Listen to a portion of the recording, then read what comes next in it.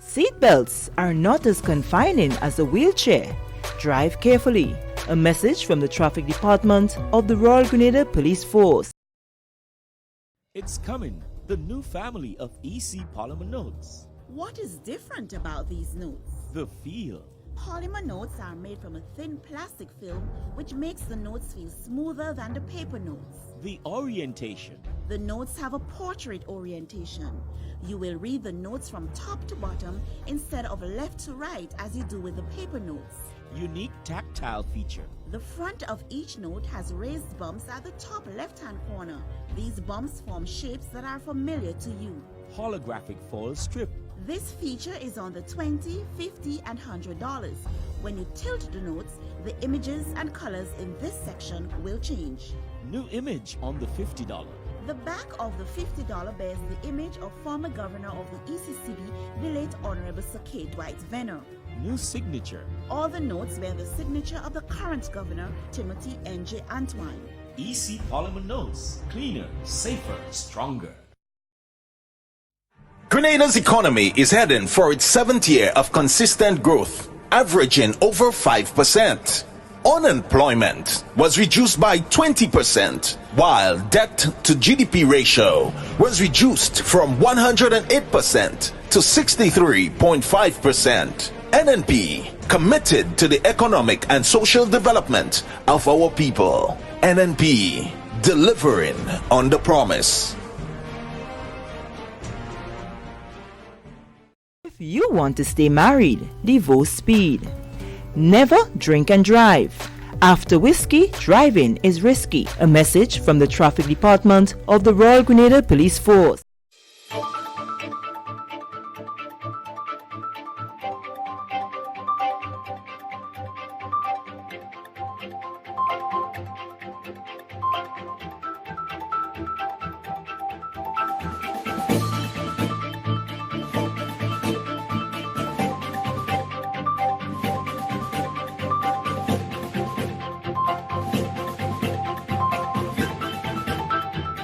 Prime Minister underscores importance of National Sustainable Development Plan. Details to this story and more in the National Report.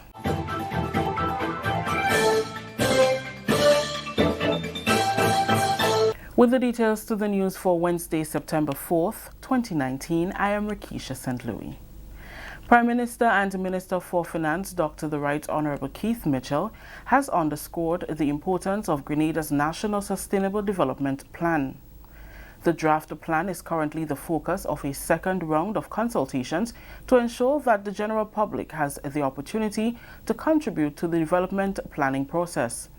Addressing local and regional delegates attending the project cycle management organized by the Caribbean Development Bank, Dr. Mitchell said long-term planning is critical.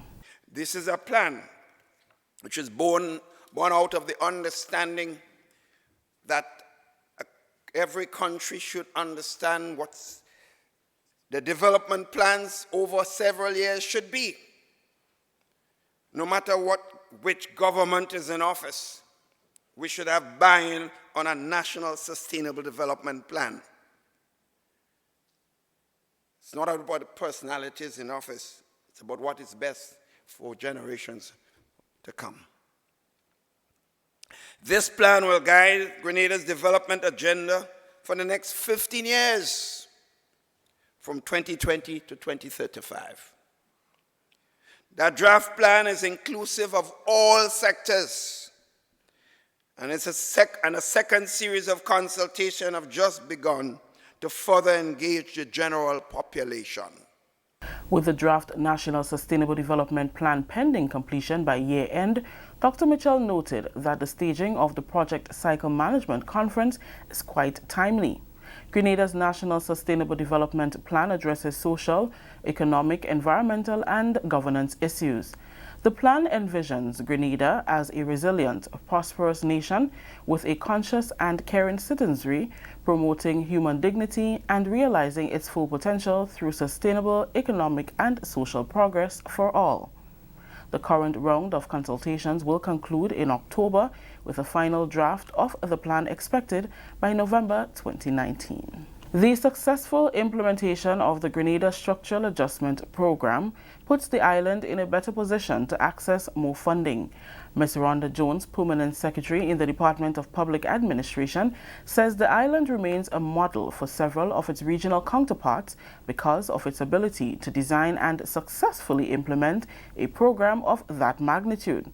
She was speaking following the second session of the Caribbean Development Bank's Project Cycle Management Conference. The conference brought together public officers from across the region who are directly involved in project cycle management and project and program implementation to network and share experiences and knowledge. P.S. Jones says although Grenada is being commended for its successes, there are still gaps that must be filled to raise the implementation rate. We remain one of the models within the region as it relates to designing and successfully implementing a program of that magnitude. So we are actually in a very good position to capitalize on the funding opportunities that can be accessed internationally. However, we still remain challenged with delivering on other projects across government. So what it says to us is that we have implementation gaps that we must continue to consistently provide the support for building the capacity so that overall, across the entire government, we would be able to raise our implementation rates. Government has partnered with the CDB to train 60 public officers at the end of the conference in capacity building and project implementation. This is the second group of officers to be trained in this regard. On Thursday and Friday, we would have at least 60 public officers being exposed to project cycle management, the tools and the techniques for driving delivery. We would have done that in 2017, and we were doing it again in 2019. So the cohort that would have participated in 2017 will get a refresher. And for anybody who would have missed that opportunity, they now have an opportunity to be a part of this development exercise. So for us personally, as the government of Grenada, we will also be building our capacity because we will be training our public officers and exposing them to that kind of knowledge so that they can also build their own techniques and apply that in their various roles. This is the National Report. We'll have more news when we return. Prepare for hurricane. Prepare for hurricane. Make sure you have your radio and your batteries too. Waterproof flashlight candles will do. Tin stuff, garbage bag, first aid kit. Come on people, make sure you have it.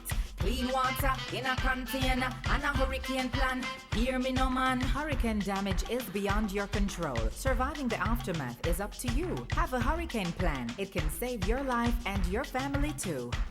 Prepare for hurricane. Your hair, prepare for hurricane. Welcome back. The Ministry of Education is holding a stakeholder consultation on Friday as the first step towards the introduction of e-books in schools. The consultation will involve unions, the Principals Association, PTAs and teachers, and will include a practical demonstration that allows teachers to familiarize themselves with the tool. Mr. Kevin Andel, Permanent Secretary responsible for education, says the ministry visited Antigua to look at its model and was advised that stakeholder involvement and teacher buy-in are critical to the success of the project. On another note, Mr. Andel says Grenada is embarking on a phased approach to the OECS Education Support Project, which seeks to enhance the OECS education system.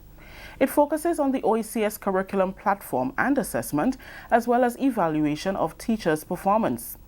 He says the curriculum standards were piloted in 16 schools in the last year, and they are now looking at a rollout in all schools. As of the summer, every school was exposed to elements of the standards. However, the standard is very comprehensive. very comprehensive in nature, and requires in-depth involvement of all involved. That is why the ministry is looking at a phased approach. And the standards are in the 4 core areas: mathematics, language arts, science, and social studies. Finally, it is now down to the business at hand following a successful teacher induction workshop, the first to be held by the Ministry of Education, Human Resource Development and Religious Affairs since 2011. The 2-week workshop benefited 144 participants. Annette Moore has details in this report. The 2019 Teacher Induction Workshop was well received by participants, many of whom indicated that this was a valuable experience through which they have learned a lot. The Assistant Testing and Measurement Officer was pleased with the outcome and confident of the participants' improved capacity to be successful educators. Out of 144 attendees, 132 participants were awarded certificates of completion. The first week we engaged you in quite a bit of theoretical work, and we knew that it was quite a bit for you and you were tiring. But when we saw what you've done in putting it into practice through the team teaching and the efforts that were made to really work to ensure that lessons are properly and well delivered, I must applaud you and say hats off to you and the efforts that were made. We saw some really good talent coming from most of you when we know it comes to teaching. So we are happy that this course has been reintroduced. Now, the government of Grenada also sees this induction course as a worthwhile investment in each of you, in the development of the education sector, and more so in the enhancement of Grenada's human capital. The participants expressed their thanks and general feedback. On behalf of the student/teachers who participated and who was privileged to be part of this workshop, we extend a heartfelt thank you to the Ministry of Education. This program was structured and outlined designed to benefit both the prospective teachers and teachers already in the classroom.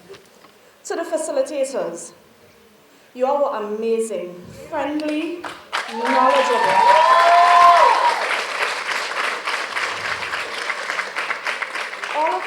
All of the facilitators, they were always open to questions and discussions. The strategies they used to channel information to us was well chosen. Both my parents, my mother and my father, taught at some point in time in their lives, and I thought it would be a good step before furthering myself in my education. I think it's a profession where you're able to learn a lot of different things and mature as a human being, and it's a good part in your holistic development. For this course, what I really loved is that the Ministry of Education they want to bring in technology into education. So it means that more teachers would be using Edmodo, Moodle, bringing it integrating technology with teaching. So I also learned a lot about classroom management. The whole course as an entity, it taught me how to manage the children and how to go forth and bring across certain things.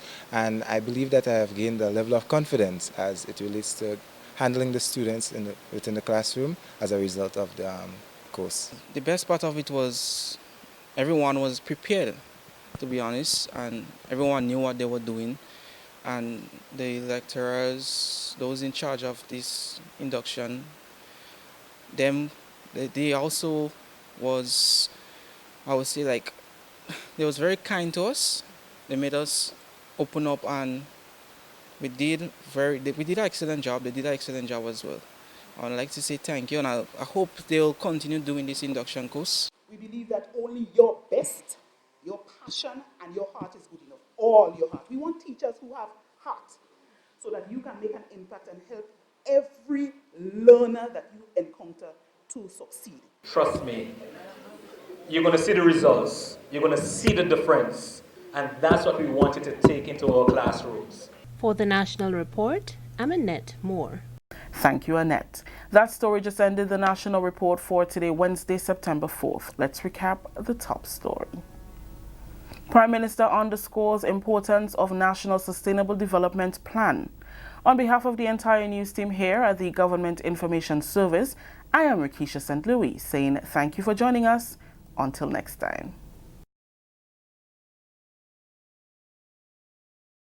Stay up to date with all that's happening with the new National Party, NNP. Send us a message via text or WhatsApp on 405-8683 with your name, email, and constituency. Stay in the know with NNP. Get updated.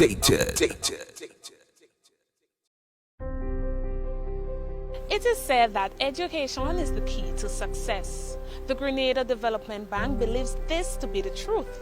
Hence the reason we have made it our prerogative to ensure that your key is in safe hands with us.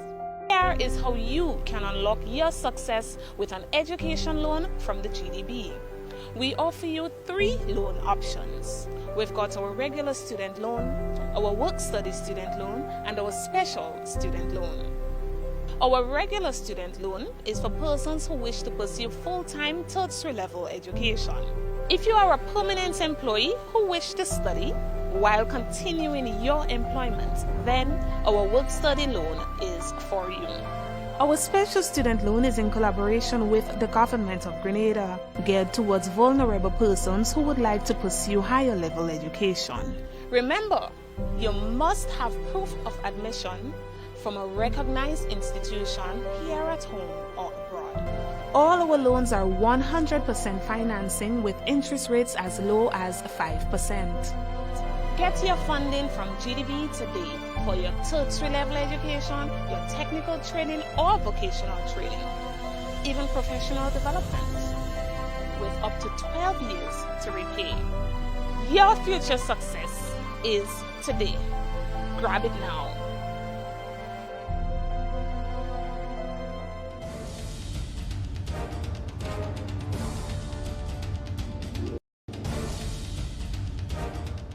"54 farmers are now part of the Silver Sands Grenada Farmers Program, an initiative that began in March of 2017 with the objective of reducing the quantity of produce imported in the island for use at the resort.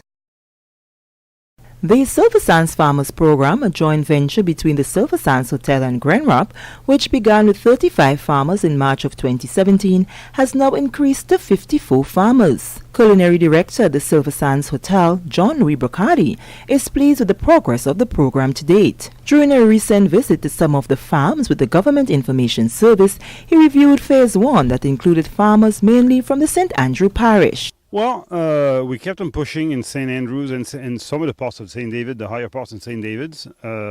St. Andrews has progressed quite a lot. We've been steadily purchasing from them now for the past month and a half to 2 months, actually, since about September. As of now, we're buying about 4,000 to 5,000 pounds of produce a week from those farmers, which is good. We still need to push because we had rain, strong rains a few weeks ago, so we lost some crops like zucchini, yellow squashes, tomatoes. So we're replanting that. I think it's part of the trial and error, see what we need to do and where we need to improve. Building greenhouses is the next step, maybe, or protect some kind of protection for the crops to survive those kind of bad weather. The unpredictable weather pattern is proven to be a challenge. Despite that factor, however, since the commencement of the program, a variety of crops have been introduced to the farmers. Some great purple pepper, green peppers. We're starting to have zucchinis that are looking good. They taste great. I've sampled them in the past. Very, very, very nice. The seedling farm that we have up in St. Patrick is doing great and is ready to put out for the next batch of crops now. And this is about where we stand, and we're happy. I mean, it's a learning process for all of us. We're trying to help the farmers through Teresa Marichard to understand the process, what we expect. Again, it's there's the Grenadian ways, and then what I expect. So we try to meet somewhere in the middle and make it happen. So, what are some of the other new seedlings that you've introduced? I know you had the tomatoes, and so in St. Andrew. These peppers here, are they what you introduced as well? Well, the peppers they were doing peppers in Grenada, doing green peppers. Obviously, for a restaurant, you have the presentation aspect. So we're looking at purple, yellow, red peppers. So we're pushing in that way as well. The melons and the watermelons, we're trying to do colored watermelon, like yellow watermelon, orange watermelons. Just again, variety and the visual aspect on breakfast buffets. We're trying to do and pushing a lot on seedless watermelons as well. Because again, customers, they come and they don't like seeds in their watermelons. It's, I guess I can't blame it, because my kids, if I give them raisins or watermelon with seeds, they won't eat them either, because they think that they come without seed. That's a natural thing, which is not. So we're trying to push in that. Tomatoes were doing good.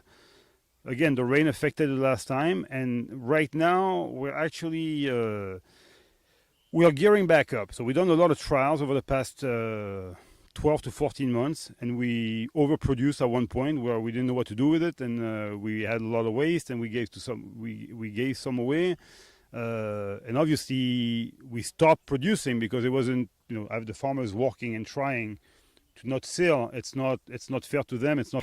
Raul Phillip of Point Estate St. Patrick, who now farms with his father and brother at Lassages in St. David, welcomes the initiative of the Silver Sands. He believes this will provide a ready market for their produce after they have toiled tirelessly under the elements of the weather. Well, what I go say, is a good enough for all the farmers in Grenada, even including me, understand? Because it come like a big help, you understand? Because enough times we just be planting enough things and others be spoiling, you understand? So more hotels and more places, good for the farmers, so we could sell the produce, we don't have that big set of losses. So exactly what will you be farming for then?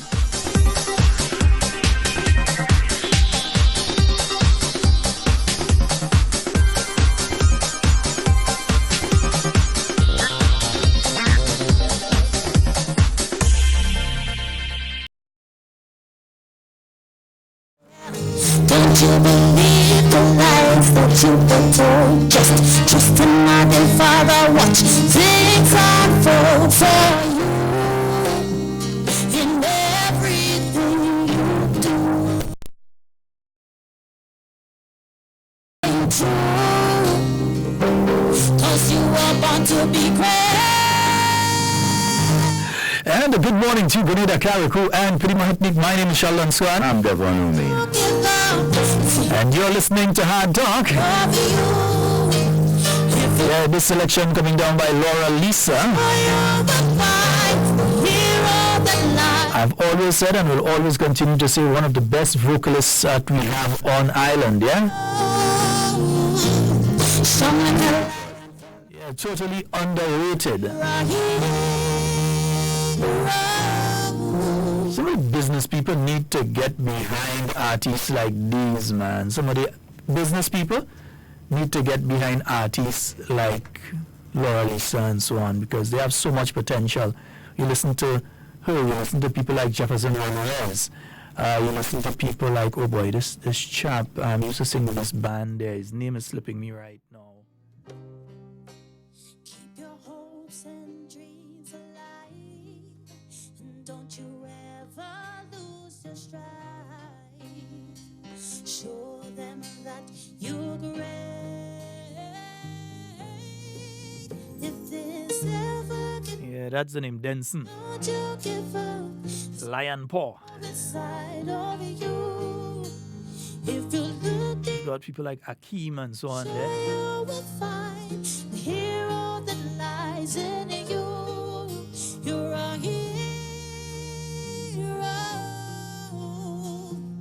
strong like a lion, full of strength to carry on. You're a hero. Yes, indeed. Yeah, folks, we should have a guest joining us shortly. In the interim, we say a special good morning to those of you listening via the various radio stations, 89.5 CRFM. 97.5, at least online. I'm not sure if they're back on air. Yeah, up to yesterday, they were still in the mountains. 92.9 in the Sister Isle of Carriacou and Petite Martinique. Yeah, we know they're on. They're on. Yeah, so... Good morning, Carol. Yeah, with the one hard talk it have in Carriacou. Yes. One single hard talk. Yes, indeed. Solid. In Brooklyn, 92.9 FM. Yeah, wait, no, 92.9 is Carriacou. 92.9 is Carriacou. Yeah, 94.9. 94.9. Wait again, your new frequency, why? So good morning to all the listeners via the various radio stations, those of you listening via terrestrial radio, those of you also listening online via the various media. So those of you listening via our Facebook page, Hard Talk Grenada, we say a very special good morning to each and every one of you. Hope that you're having a fabulous day today and hope that everything is going your way. Yeah, because there's a hero inside of you. Yeah, there's a hero dwelling inside of you. Mm-hmm. Yeah. Good morning to all our students who have returned to school and who are still home. Those of you who are still home waiting on the recommencement of your school and so. I want to say good morning to you and nice of you to be listening to Hard Talk. Get some educational vibes. Prepare yourself for that next year. Good morning to the teachers also. Special good morning to you and hope you guys are up for the task for the next school year. To our nurses and doctors, Man, and the doctors, Devon, since we've been off, we've been losing some doctors, man. So we've lost Dr. Khalees, we've lost Dr. Thomas, Dr. McBannett, I believe. We lost. I'm not sure if he gone as yet. No, I'm not sure. Yeah, I'm not too I saw some people putting out some stuff, but I didn't get that confirmed. I'm not. And we like to confirm things. Very much so. Yeah. We like to be sure. You can go in and sitting and all kind of thing. And we wish a speedy recovery to Dr. Trevor Friday. Dr. Trevor Friday. Yeah. Dr. Trevor Friday. We wish a speedy recovery to you. Yeah, a good guy. Very, very good guy. Yeah, Doc. Someone that has contributed so much in different areas, right? In the whole question of his practice in medicine and then talk of culture. Yeah. His contribution and so culture go way back. You have a song? Yes, yeah. A very good musician. Right? He is.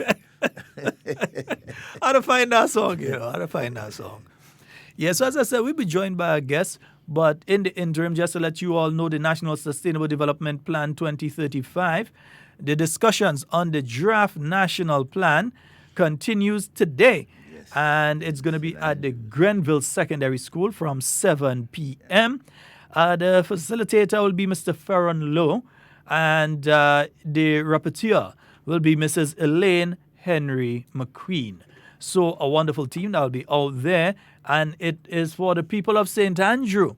Yeah, because sometimes you have these things and it have some people that leave in St. George to go to St. Andrew and then leave when it go to St. Patrick, they leave St. George to go to St. Patrick, and when they go they go into all the different ones. So it's mainly for the people of St. Andrew. We didn't say that you can't go. It's mainly for the people of St. Andrew. Yeah. Hey, Paddy's, good morning.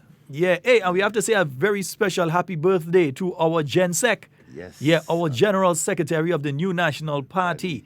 And undefeated Member of Parliament for St. George Northeast. Not even when the wave came in 2008, it was able to dethrone him. Yeah? He retired undefeated. Northeast, yeah. Undefeated. Retired undefeated. The Honorable Roland Bola. A pretty young guy, Yeah. Yeah, a young guy, a little boy, man. You don't qualify for pension yet? No. Yeah, for a long way for pension. Good morning to you, Mr. Bola. Yeah, qualify for pension yet.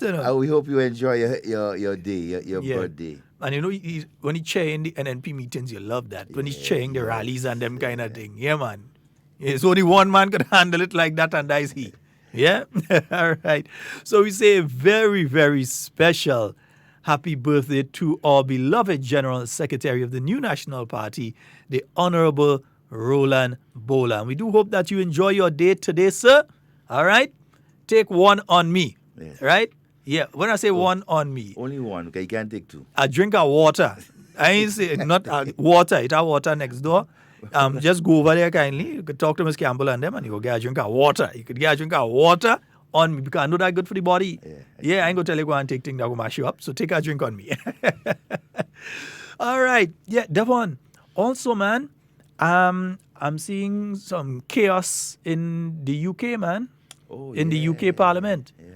And folks, I have been several times to Westminster. I've spent significant amounts of time at Westminster, both at the House of Lords and the House of Commons. And some of us seeing right now, brother man. Whoa. Total shake-up. Prime Minister Boris Johnson, he just became the Prime Minister, and for all intents and purposes, there are whispers that he might end up being the shortest serving Prime Minister. The shortest, sure. But he's a tall guy, so I know he's making that. So he might end up being the shortest Prime Minister in UK history. Yeah. I don't think so, though. I think that he'll be around for a little while. Perhaps as an MP, but I don't think as Prime Minister. I think he still has support within his organization. He may have been kind of rough how he dealt with what is going on right now. His whole attitude and toward the entire thing. Because if you look at the whole question of Scotland, that comes into play right now, in this whole thing that is going on within that day. The whole question of Scotland even wanting to leave, the whole question of Britain, right? All of that discussion. Which I think is sort of, I don't see it happening. Not now. I don't see Scotland leaving the UK right now. I know it's being threatened over if they went to the no-deal Brexit at the end of October, which in essence could create some chaos because the flow of goods between the UK and Europe and the UK would be disrupted, which means a lot of basic things. And it may sound as nothing, but it means that the car part that you're supposed to get from Germany now has a problem entering the UK. Or the car part that you are going to sell now for the cars produced in Britain, the parts that you are going to send over to France or Germany, it becomes an issue. How you get that across? And the goods, how do goods come in? What tariffs are applied, and so all these sort of things. So there would be a situation that ends up sort of edgy if they go with the no deal. A lot of compromise has to take place. You see, and that's the thing, and I heard the statement this morning that, I think it was Brenda that made that one this morning, that even within the Caribbean on our worst day, we never see that kind of thing happening. Yeah. Imagine he tried to call a general election and even that got blocked. Yeah. Well, their system is still different in that you need to have 2/3 of the MPs agreeing before you can hold a snap general election. And you can't even get 2/3 because you would need opposition support. But then he's the only one with problems. Jeremy Corbyn, who is the leader of the Labour Party, is also having issues because there's a rebellion in his camp with some people saying, we want to go to election. We want to go. We're willing to, so he's starting to face a rebellion inside there. So it's trouble in both camps. Yeah, and again, you may see, I can't say the rise of an alternative or a new organization. It's possible. But you may find a number of, the persons moving from one organization to the next. And again, that in my view is healthy for the democracy. When you have persons wanting to contribute, whether or not they remain with a particular organization or not. Given the chance, they will, contribute. But hey, as I always say, they are the ones, as they call themselves the motherland. They are grown enough to take care of their own business. Well, my brother, it directly affects us. Well, yeah. Because we have a lot of Grenadians who depend on remittances from families who are in the UK. So when they're in economic trouble, it affects the livelihoods of many persons down here. For instance, the person from the UK who may be getting close to retirement and they're building their retirement home here in Grenada. And this ends up affecting them. And then they have to stop. It affects the hardware store. It affects the guys who are actually doing the plumbing and the electrical and the painters and the landscapers and the guys who are actually doing the carpenters and everything. So it affects them. So there is spin-off from what is taking place in the UK. Some may say, well, why are they talking about that? Let me talk about Grenada. But it does directly affect us down here. And remember, nearly every Grenadian family has members in the UK. Huh? We may not all, well, we nearly all have in Trinidad, the UK, and the US. Some have in Canada, some don't have. Like my family, we really don't have nobody in Canada. But nearly every Grenadian family, we have relatives in Trinidad, the UK, and the United States. Yeah? So what happens in those countries does affect us. Yeah? One of the things too, while looking at that, their international politics and so, Boris Johnson, Donald Trump, the Italian, one of the Italian political leaders, they have been over a couple of months been forging a sort of relationship together, a couple of leaders in trying to push them together with a guy they call Steve Bannon.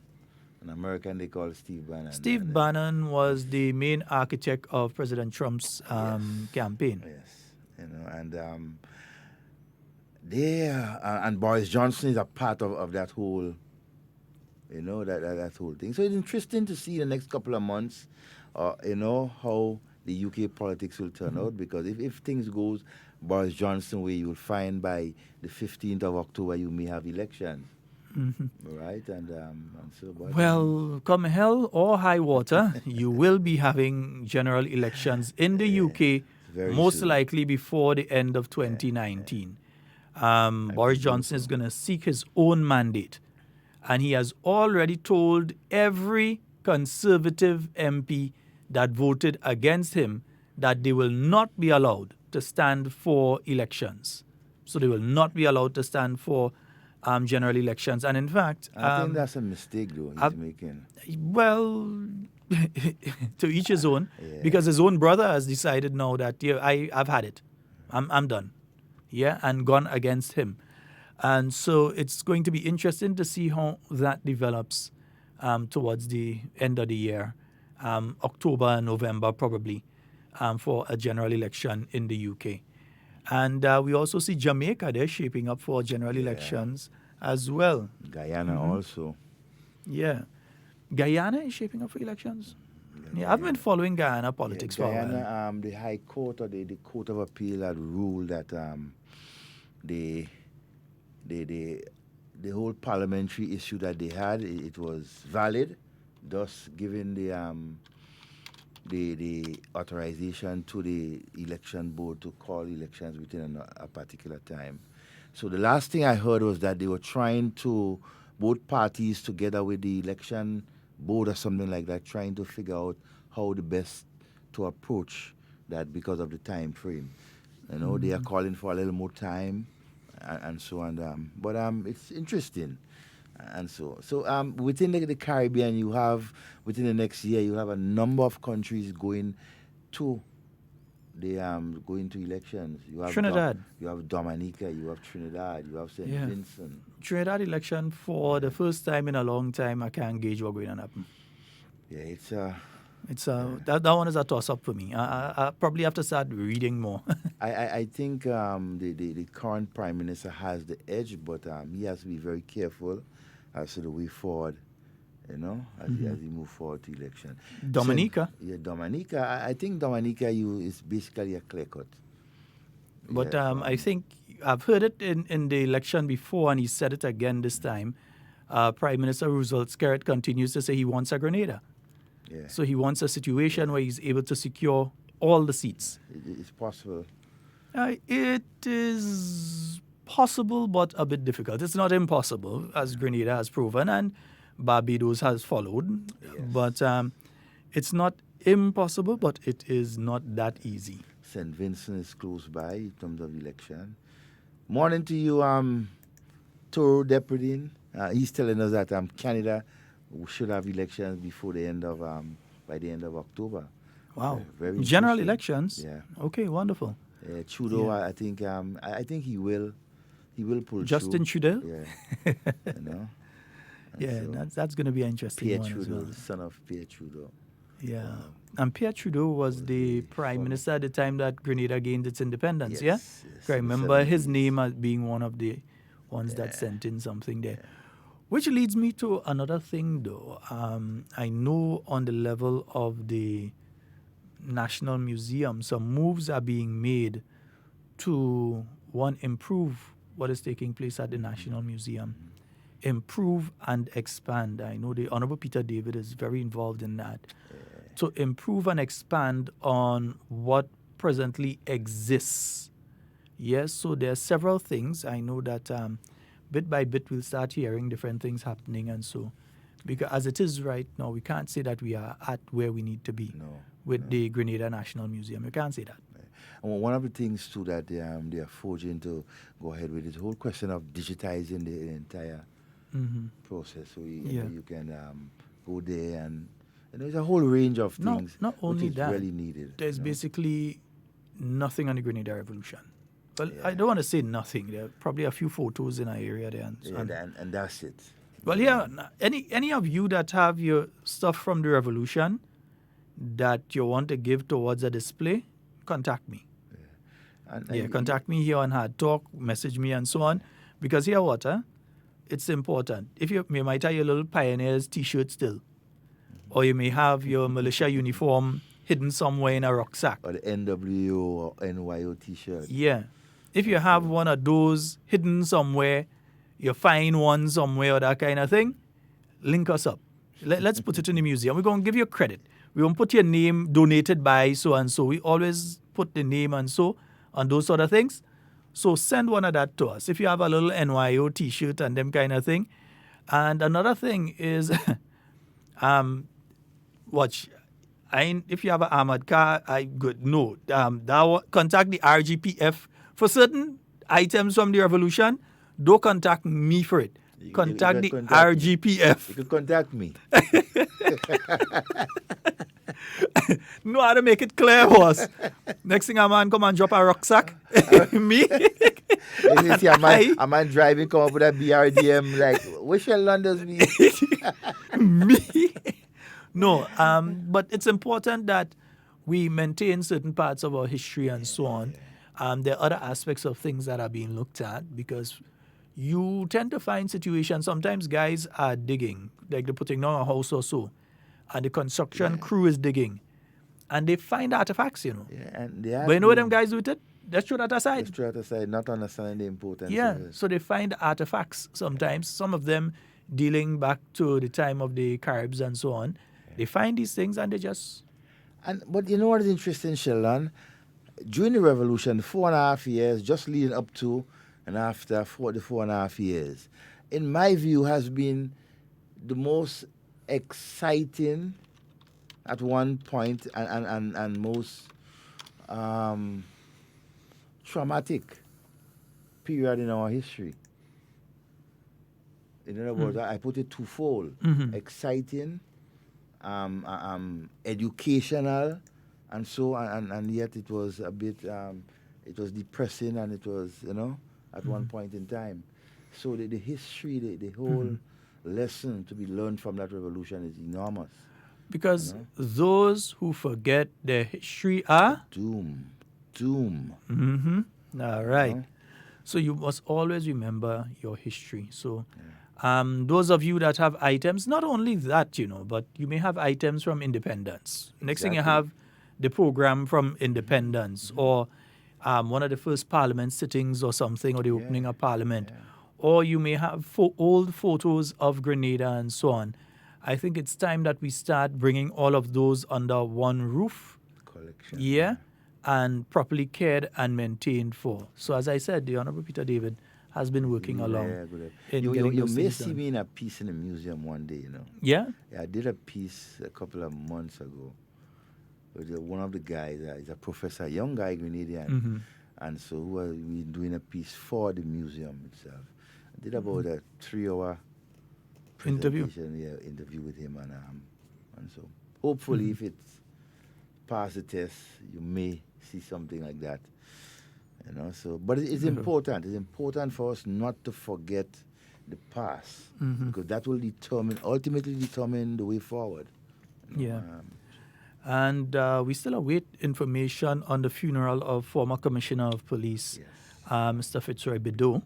And as soon as we get that, we will let you all know as soon as we do get information in relation to that.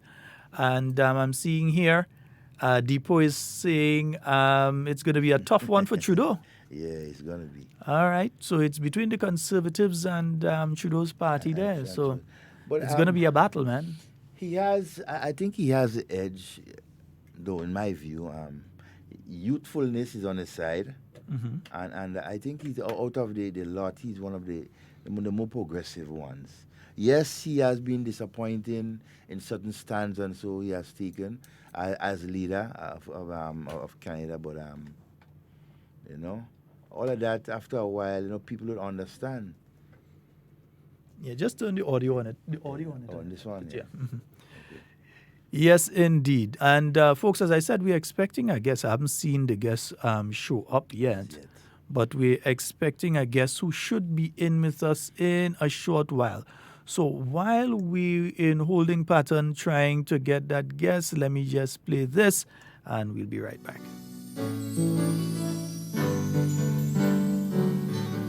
Hi, Batman. What are you telling me, son?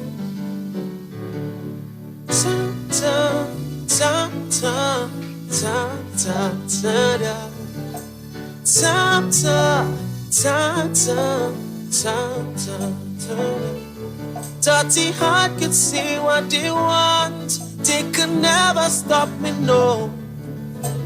They could do as they please. They could never pull me down. 'Cause I was born as a winner. Dirty heart, tell me why is your sin now? All you can tired, but mine need don't walk it. All you try to get me fired, but that still ain't working. Try to make my woman leave me, but that still ain't working. Go buy you be a man to do me. Oh, give up now. Yes, indeed, the reigning groovy monarch. One of two. Don't try me. See, when it's nice, you do it twice. So blessed be you. I come from a humble place. It's no longer Lil Vaughn, he's just Vaughn now, yeah? Watch over way. Dirty heart, you could say. Folks, remember the U.S. military medical vessel will be here on the 15th of September. You could withstand it. So information to note, yeah? You can have various procedures done and so on, but you would have to go to the Grenada National Stadium or the Grenada Trades, well, not Grenada National Stadium. Let me give the thing the proper name. The Karani James Athletic and, it might not be on the football, on the athletic side, maybe most likely on the cricket side. So at the National Stadium, I believe it would be on the cricket side, that you can go on starting on the 15th, Sunday the 15th, and ending on the 20th of September, Friday the 20th of September.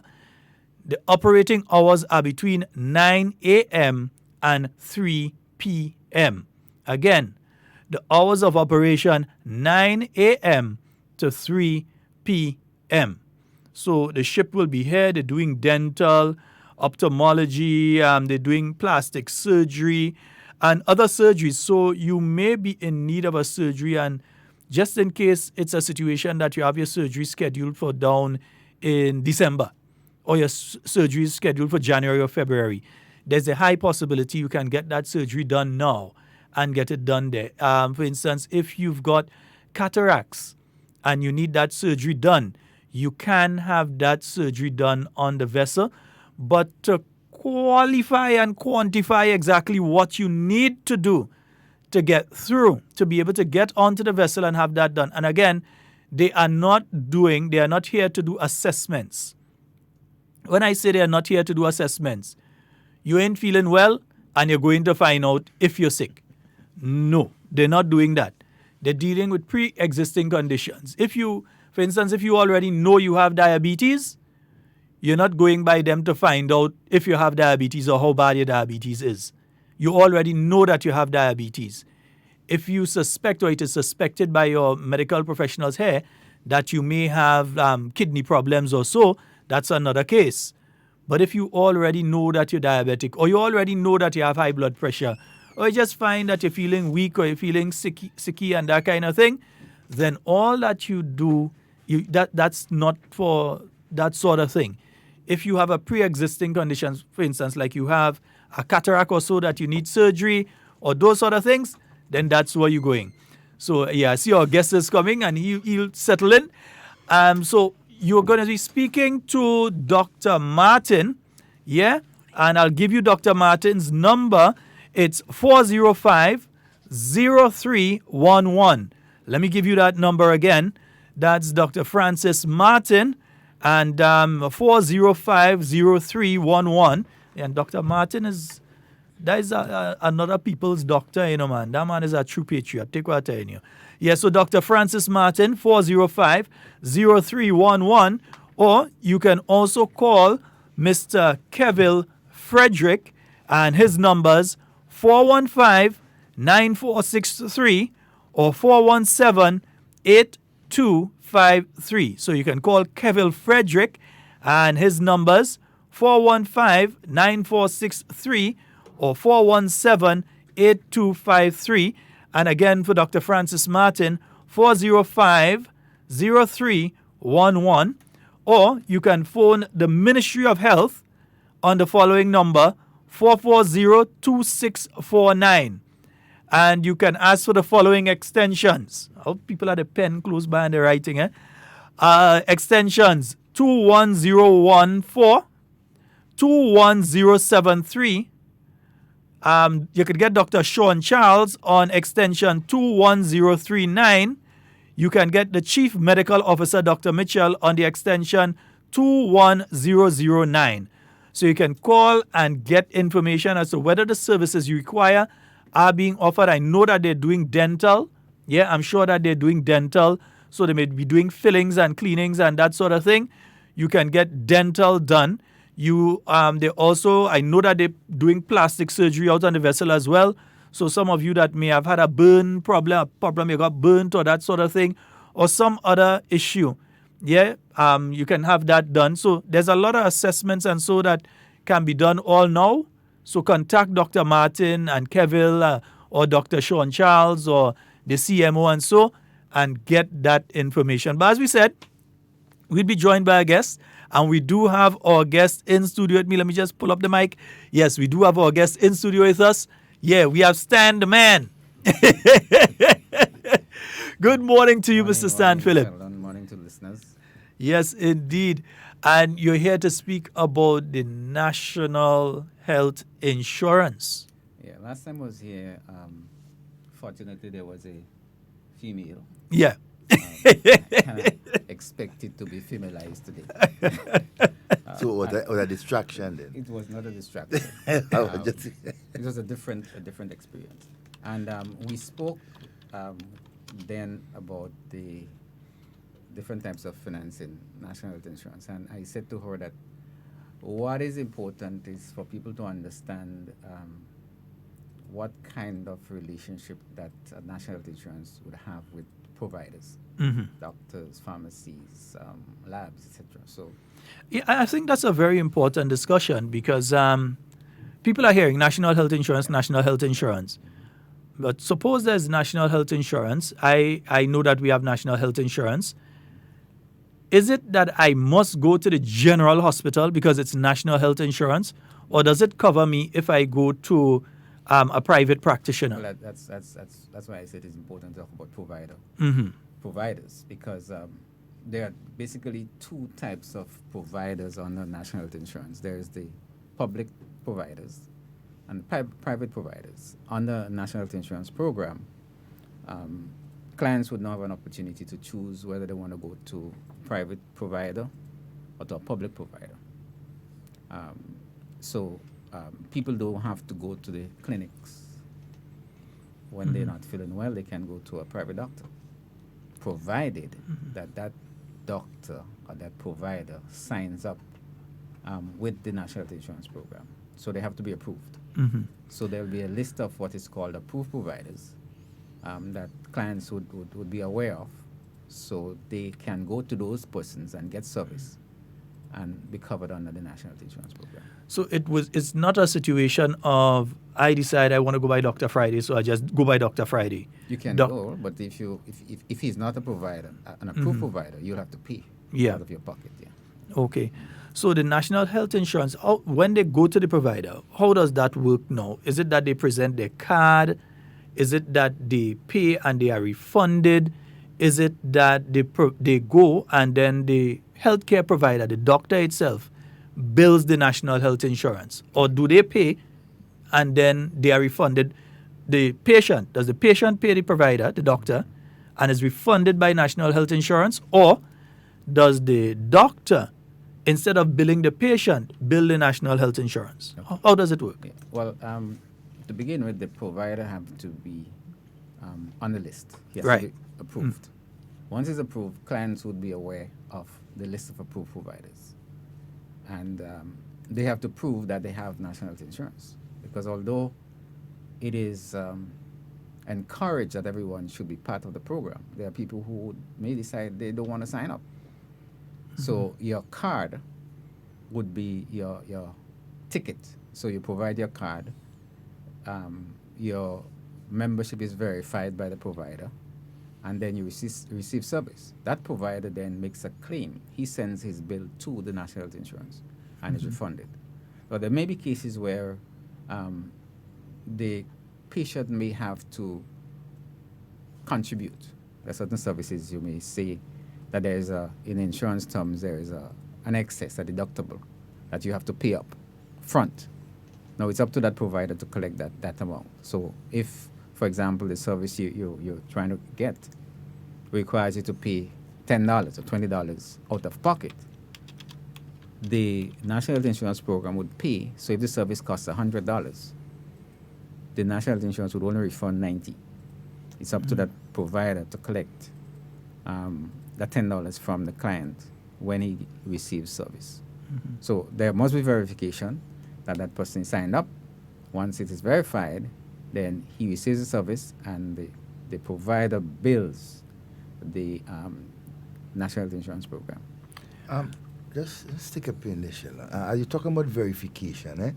Something pops up. What is the system that is put in place to basically verify what the provider, the medical practitioner, right, is billing the government for? How do the government verify that, whether it is the right amount or if it's, what is in place? Well, generally what would happen is that there would be negotiations between the providers and the National Health Insurance Program. There is usually a tariff. So for certain procedures, a fee is fixed. So for treating an appendix, there might be a particular fee. So the fees are generally fixed. So the bill has to correspond to that particular procedure. What sometimes happens is that providers may take advantage of the system and provide services that are not necessarily needed. And that is controlled generally by the method of reimbursement to the provider. There are different methods that can be used to pay them. But in any program, you'll find some providers take advantage of the system because, they send a bill and they'll be paid. Once it's part of the program list of treatments that they qualified to provide, once they submit the bill, it will be paid. So the essence is that generally there will be a tariff, and the tariff would list services and the fees for the service. That will be agreed upon before the provider gets on board. Okay. So it's not a case of I want to join, I want to be a provider, and I come on and my fee is $90, and that's what you have to pay me. There have to be an agreement, a signed agreement between the National Health Insurance Program and the provider as regards to fees. Now, I want to get at this part of it, though. How does the National Insurance, I think that's a bit of what Devon was getting at, how do they verify that what a doctor is sending the bill for was necessary.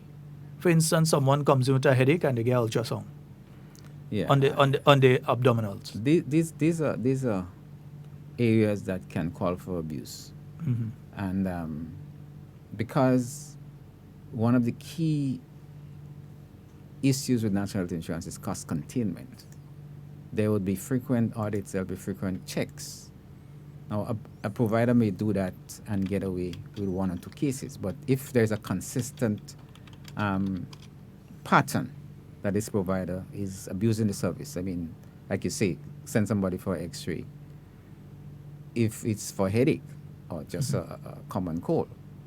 Now, unless there's collusion between the provider and the lab or the other provider, because it is not advised that one provider does everything. Now, we have some small clinics that provides everything. There's a doctor, there is pharmacy, there are labs done, and that would be an issue that has to be discussed, because if I'm making the prescription, I can send you for an X-ray, and you don't need one because it's coming from my lab, my business. So that's an issue that would have to be dealt with.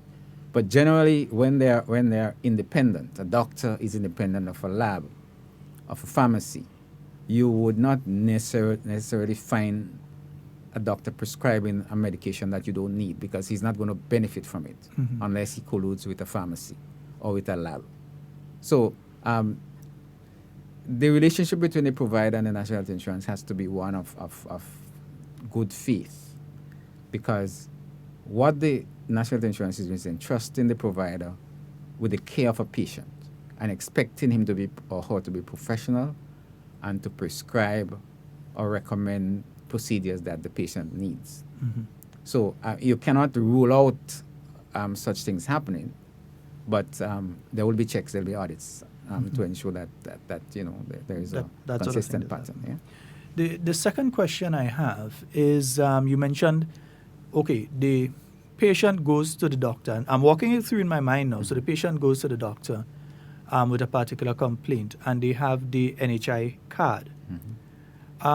Is the card issued to specifically Sheldon Scott, or is it issued to Stan Phillip? How does it cover my children? Is it that I use my card, or that they have cards for themselves? What happens if... Okay, let me hear the first part. I'll know if to ask the second part of the question.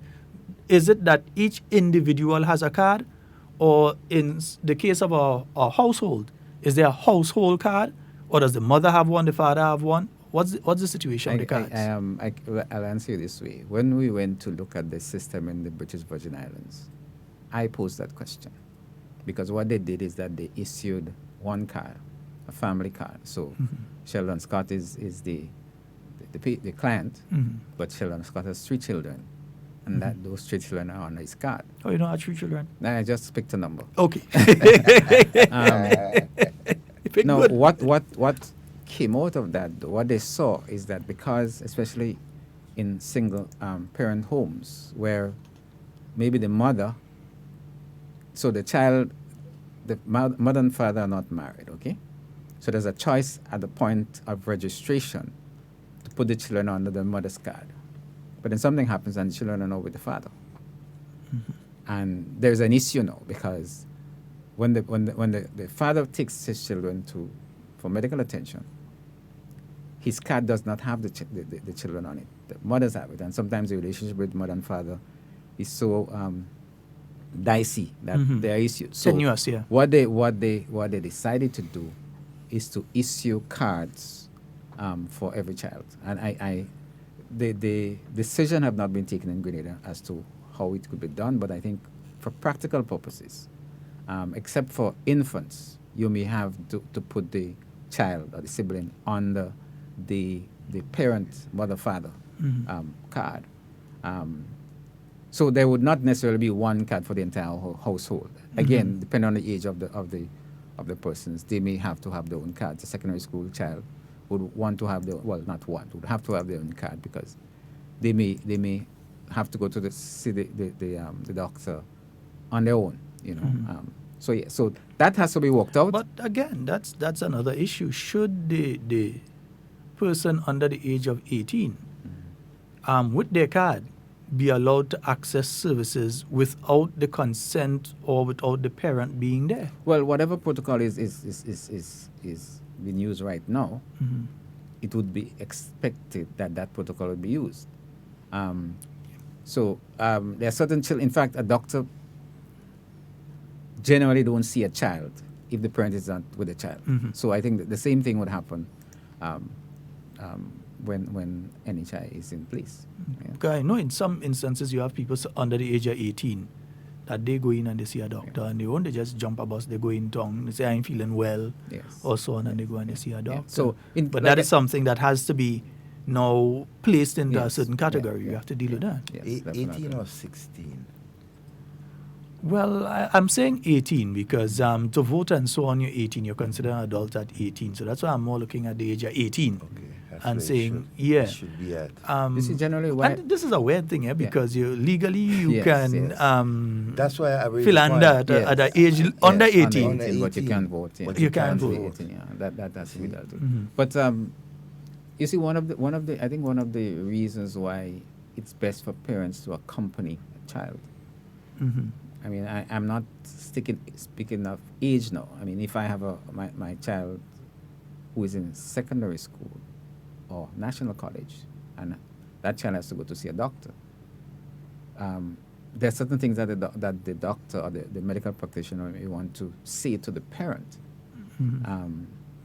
or certain things that the parent should hear himself, not through his child.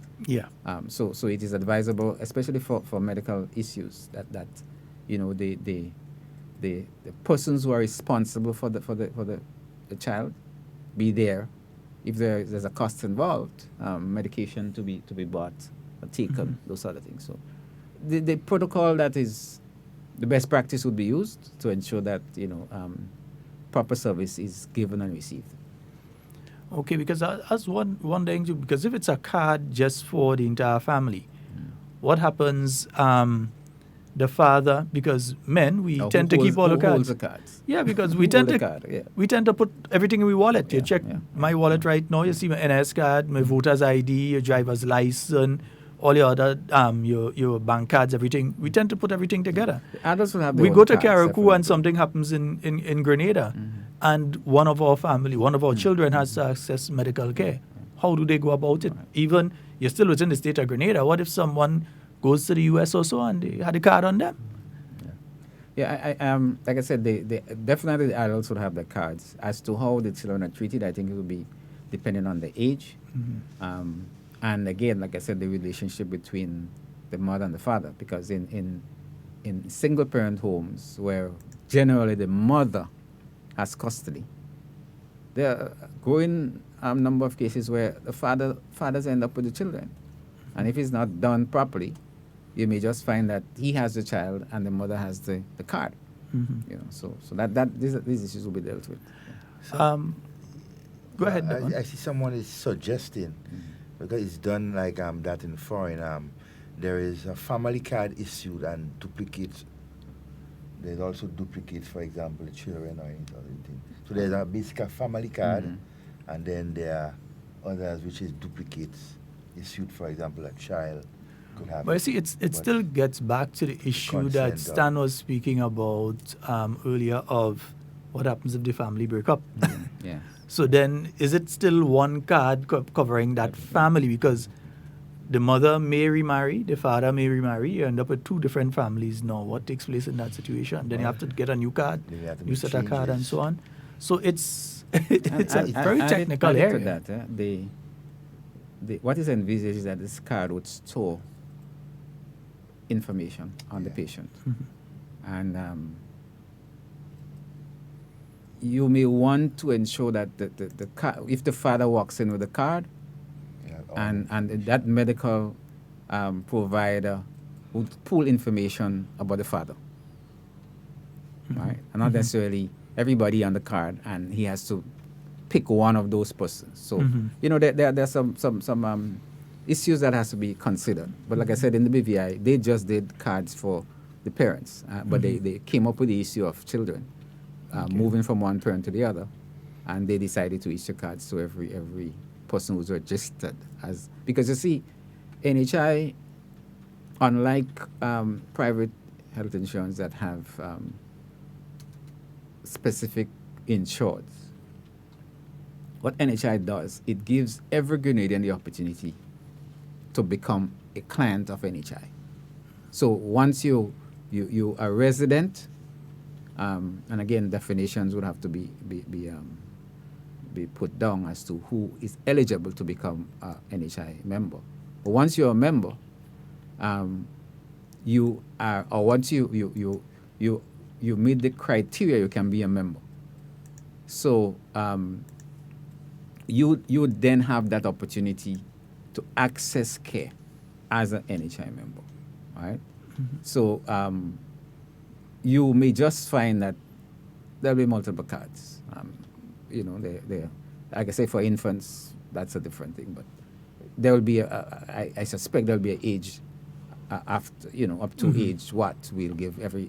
It's like how you do passports before you put your child on your passport. Yes. Because you see, like I said, when you go to the provider and you present your card, and of course there are security issues, confidentiality issues, etc. I mean, I was saying to somebody the other day, who should access the information on your card? Is it the front office person or the doctor? These are all of those issues are sensitive issues that has to be given. But once that doctor swipes your card or scans your card, he should be able to see, or she should be able to see, whatever you did, your medical history would be there. So he's not treating you from wondering what or who you went to. He's going to see your history, and that would inform him or her what treatment should be done. I mean, you have cases where you go to 3 different doctors, and each one of them have to start from scratch because they cannot take your word for it. Say, well, I went to Dr. X and he gave me this medication. That's your word, right? Yeah.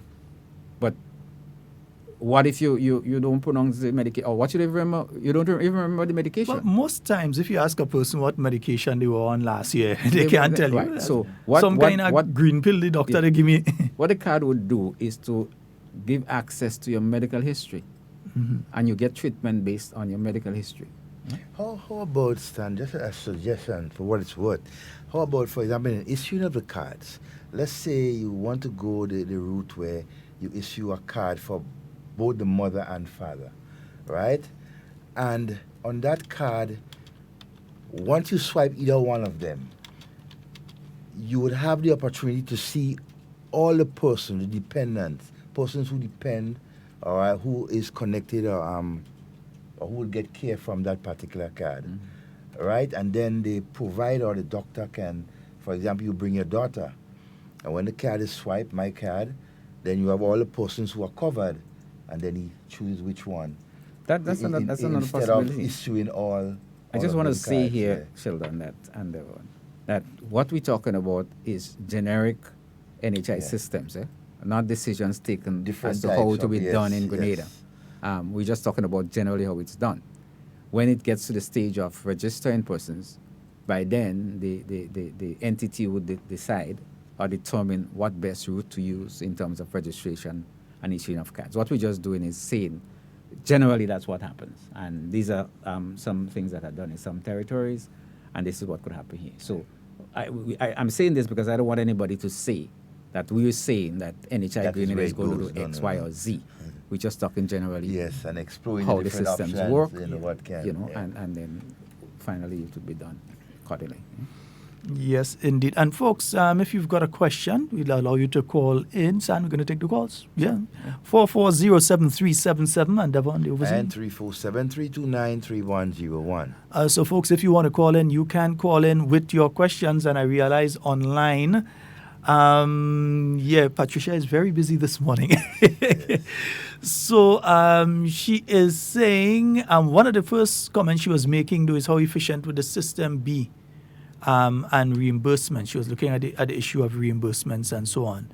How efficient would that part of the system be? Well, I mean, again, we're talking about there are systems, countries that have initiated NHI.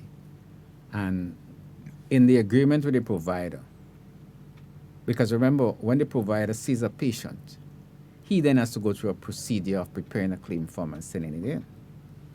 So until and unless his information is received, then what happens? It's just like an insurance company. When the insurance companies receive your claim form, they have to process it, ensure that what you're claiming for is covered, ensure that there is no excesses, and then payments are made. So there will be a protocol as to how long it will take, the turnaround time for claims. But there would be a measure of efficiency because everything is going to be IT driven. In fact, in many territories, the submission of claims are electronic.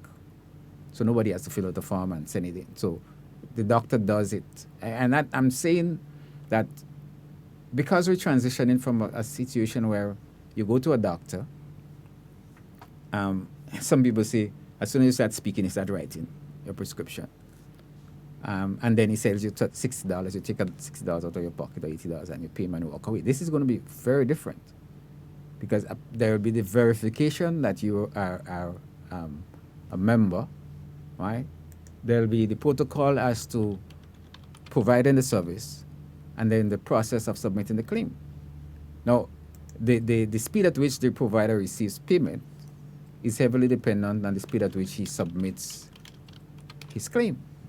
There'll be a department within the NHI that processes claims. There'll be medical people there in that department who would look to see whether for the migraine that Devon has, whether the Panadol the doctor prescribed is the correct medication. There'll be a matching of the complaint with the medication. So all of this has to be verified, and then payments would be approved. It has to go through the process of the accounts department. However, if it's through a debit system, however payments would be made. So to answer the question, it is envisaged that the system would be efficient because, like I said, everything will be done electronically. Yes. All right. Also, so we pretty much understand now what happens. You come in with a card, you go, and that sort of thing. But you were mentioning the part of who accesses the actual information, and for that, it means now that everyone's medical history has to be digitized.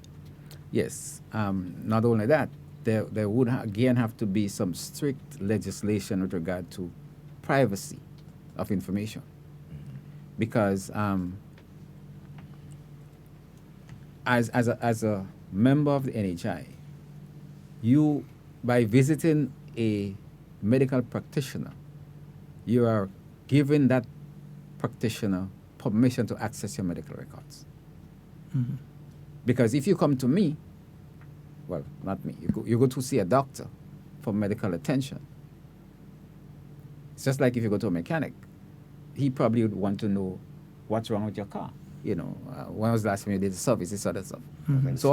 So those information would be stored, and I suspect that you, as the patient, as part of your process, would have to give permission to that provider to access your medical records.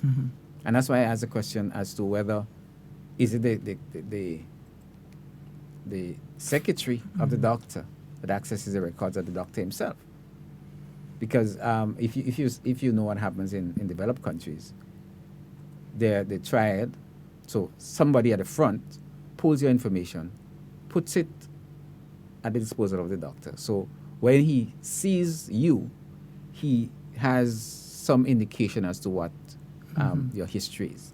Like I said, this has to be worked out. This is one of the sensitive things about NHI, because giving access to people's medical records is good, but if it's not properly controlled, it can be a dangerous thing. So as to, you could find a lot of people tied up in court litigation, doctors as well as to who should see You know, it's an issue that has to be dealt with. You know, but that is really So some thing. laws now would Yeah. have to be passed to Regulations have protect yes, laws, privacy yes, for there would information be, and so on. that's one of the key things that has to be done. How does the NHI, when it comes into force, how does it address the issue of pre-existing conditions, of persons who have pre-existing conditions now and would need certain services? When the NHI comes in, how does it address those persons? Okay, I would answer you and answer the persons who say that there's no need for NHI. People can buy their private insurance. And as somebody who practiced insurance, I could say to you that there are two things that a private health insurance does to you. Insurance does to you. One, it does not cover you if you're sick. And two, it stops cover when you pass a certain age. Right? So if somebody goes for private health insurance, when he does his medical, now the medical is not done after, you know, when you want private health insurance. It's done before you get insurance. And the underwriter will decide whether he's going to accept you with loadings on your premium or not. And when you reach 60, 65, 70, depending on how the plan is, the insurance is dropped. Now with NHI, every registered member has coverage, whether it's a pre-existing illness or not. Right? So there's no waiting period per se to say, okay, let me look at Devon for the next 6 months to see if Devon developed anything, or if Devon develops anything within this next 6 months, we're not going to pay. NHI covers you. Whether you have pre-existing illness or not, you are covered. Yeah? I think there were two questions. What the other part? No, that was the main part of the question, though. What happens? How does it cover people with the pre-existing conditions? Because, for instance, diabetic persons right now who may require insulin, who may require different inputs and so on, and who from time to time suffer from wounds that are not healing proper. And that's a pre-existing condition. High blood pressure, pre-existing condition. Dialysis, a pre-existing condition. Persons with cancer and other diseases, pre-existing conditions. And I know a cancer patient ain't going and apply for health insurance and get it. You wouldn't get it. I mean, when I was in university, my lecturer said to me that as an insurer, you can insure everybody.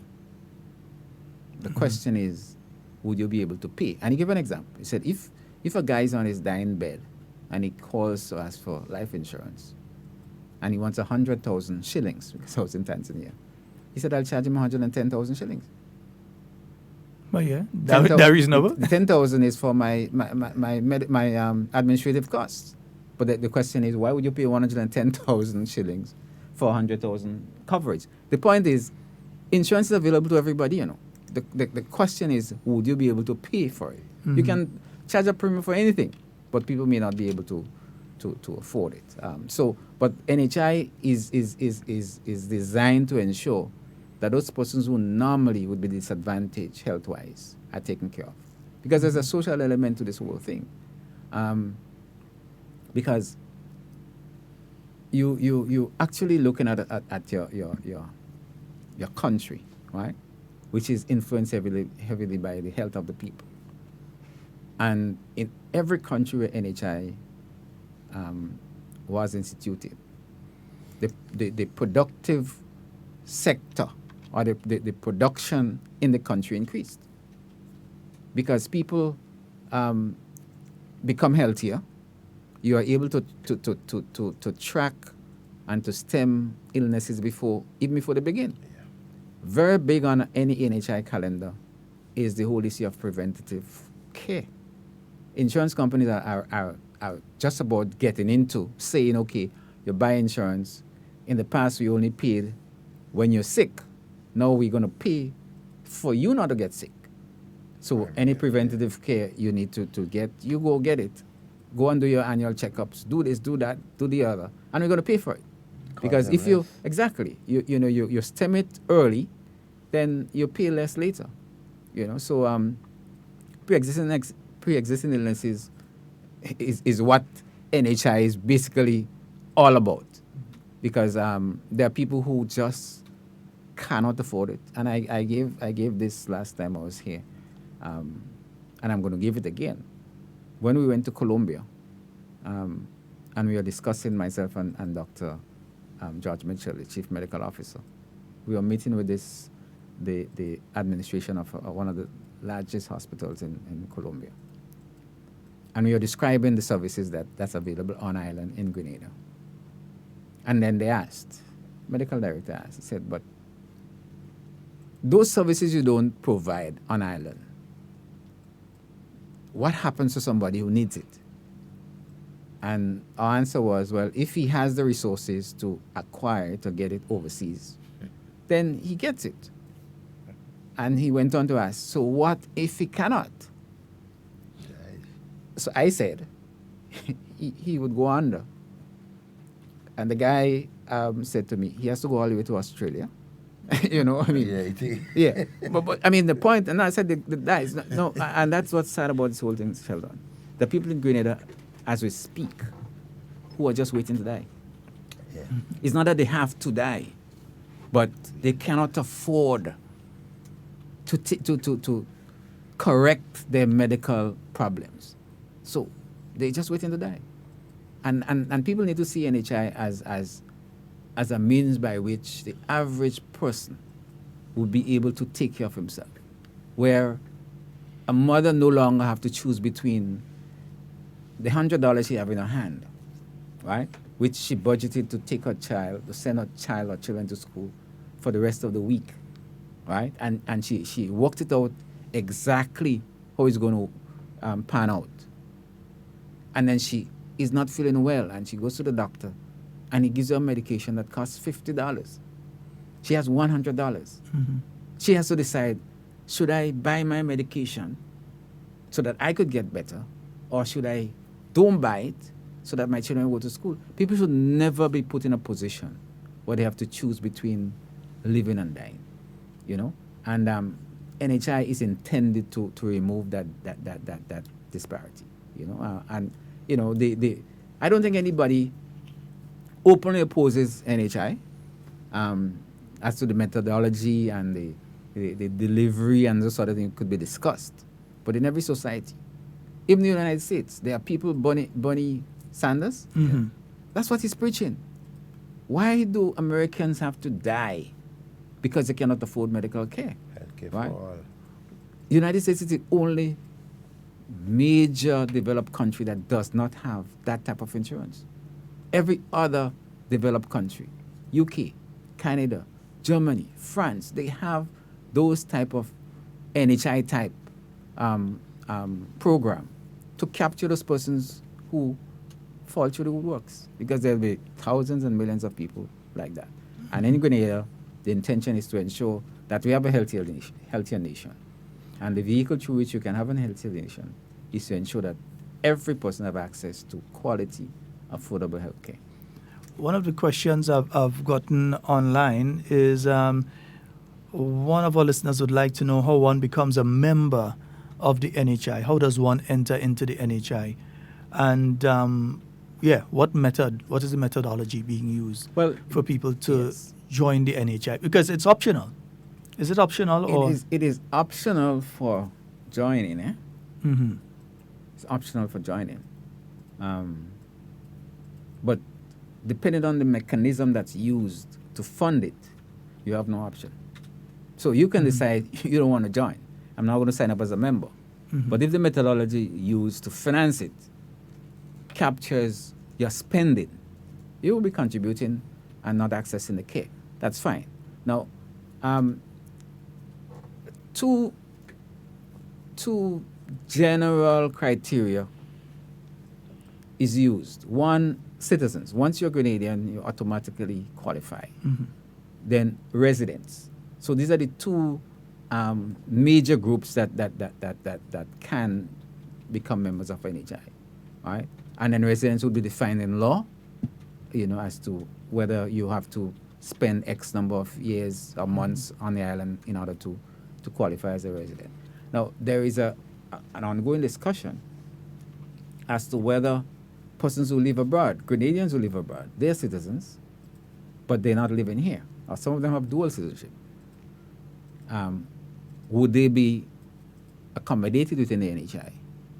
And once they're registered, it's just like your voter's ID.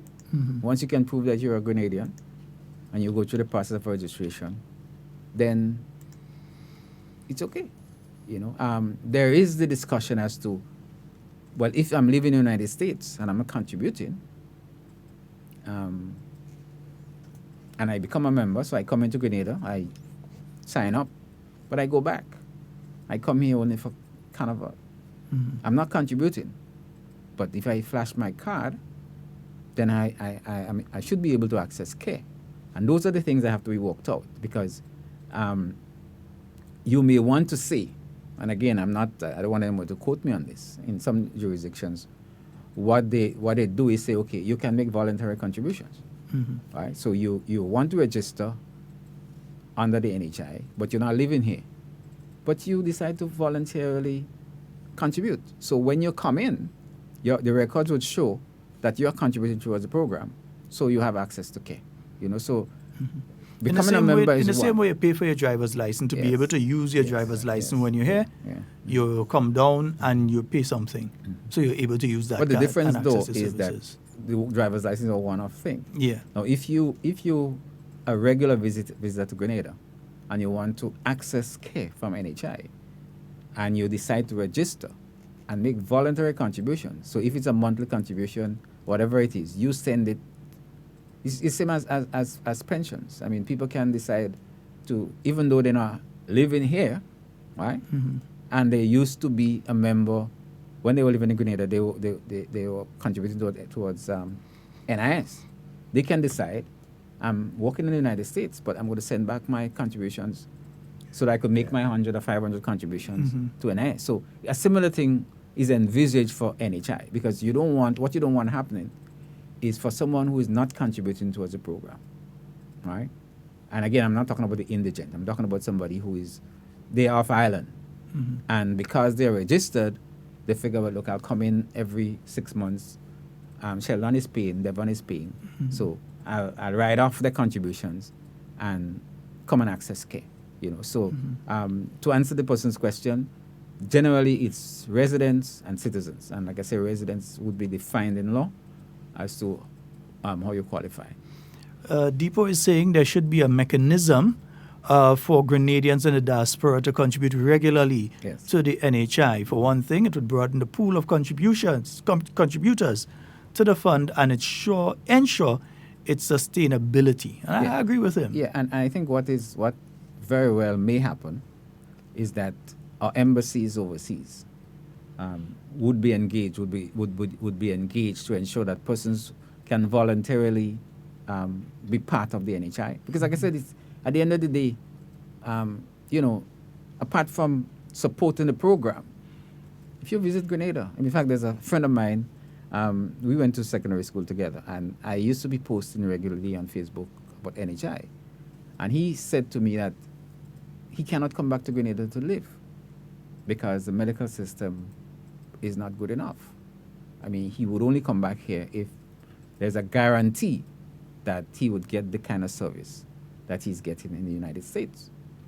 He was basically arguing that NHI is not something that we should pursue.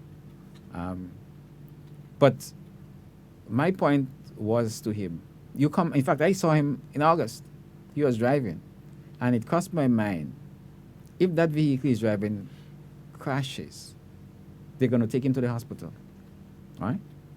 He's going to receive medical care, and he's going to leave here probably when he's fit to fly and go back to the States. But he would have gotten medical care here. Everything from the ambulance down. Exactly. And for those persons who saying, look, I don't need NHI. I have my private insurance. So if anything happens to me, I can fly out. I say to you, when that airport is closed, it's not going to open for air ambulance for you. Between the time you fall sick and the opening of the airport or the arrival of the ambulance, who has to care for you? You have to access services locally, right? So it is in in the interest of everyone who visits any country, to ensure that there's a robust medical program that they can tap into, because sickness does not give you any warning. Accidents as the words say, it is something that's unforeseen. It just happens, and we have cases where foreigners, they come on a cruise ship, all right, and they fall sick. They have to stay here. The ship is not going to wait for them. They have to get medical care while they're on ground, right? So NHI not only benefits Grenadians, it benefits everyone who visits Grenada. I know of several situations where you've got tourists during the cruise ship season who come in and they fall ill, and it's not always the case where they get back to the ship or so. They have to go to the general hospital and receive treatment. That's where they're rushed to. Most the time general they hospital. They join the ship a day after. Yeah. Port and so. So and some of them over the years have attempted to pay. Yes. So they come, where do I pay? Yes, Only to be told, no, we don't do that here. Go ahead. Like, and they wanted to pay and wanted to donate. Where people, even our own Grenadian people, I know of individuals who have gone and they go to the health center and they receive a service and say, well, where do I pay for this? Even though they've been living here, they go and they say, well, where do I pay for this? And they're told, no, we don't accept money. No. Like I said, it's addressing I visited about 16 hospitals in Colombia in my 2 visits there. And when you walk in, I remember pointing out the PS went with me, PS Health, one of the visits. And I said, PS, what do you notice when you walk into the hospital? What's the first thing you see? The cashier. Cashier. First thing you see is the cashier. I mean, well, the Grenada is in the process of instituting EMR, electronic medical records, and it's expected that once the program is properly installed, the ability to pay at the point of service, especially in hospital, would be there. And it's not that we cannot receive monies, but it's just that there's no system for receiving the monies. Yeah.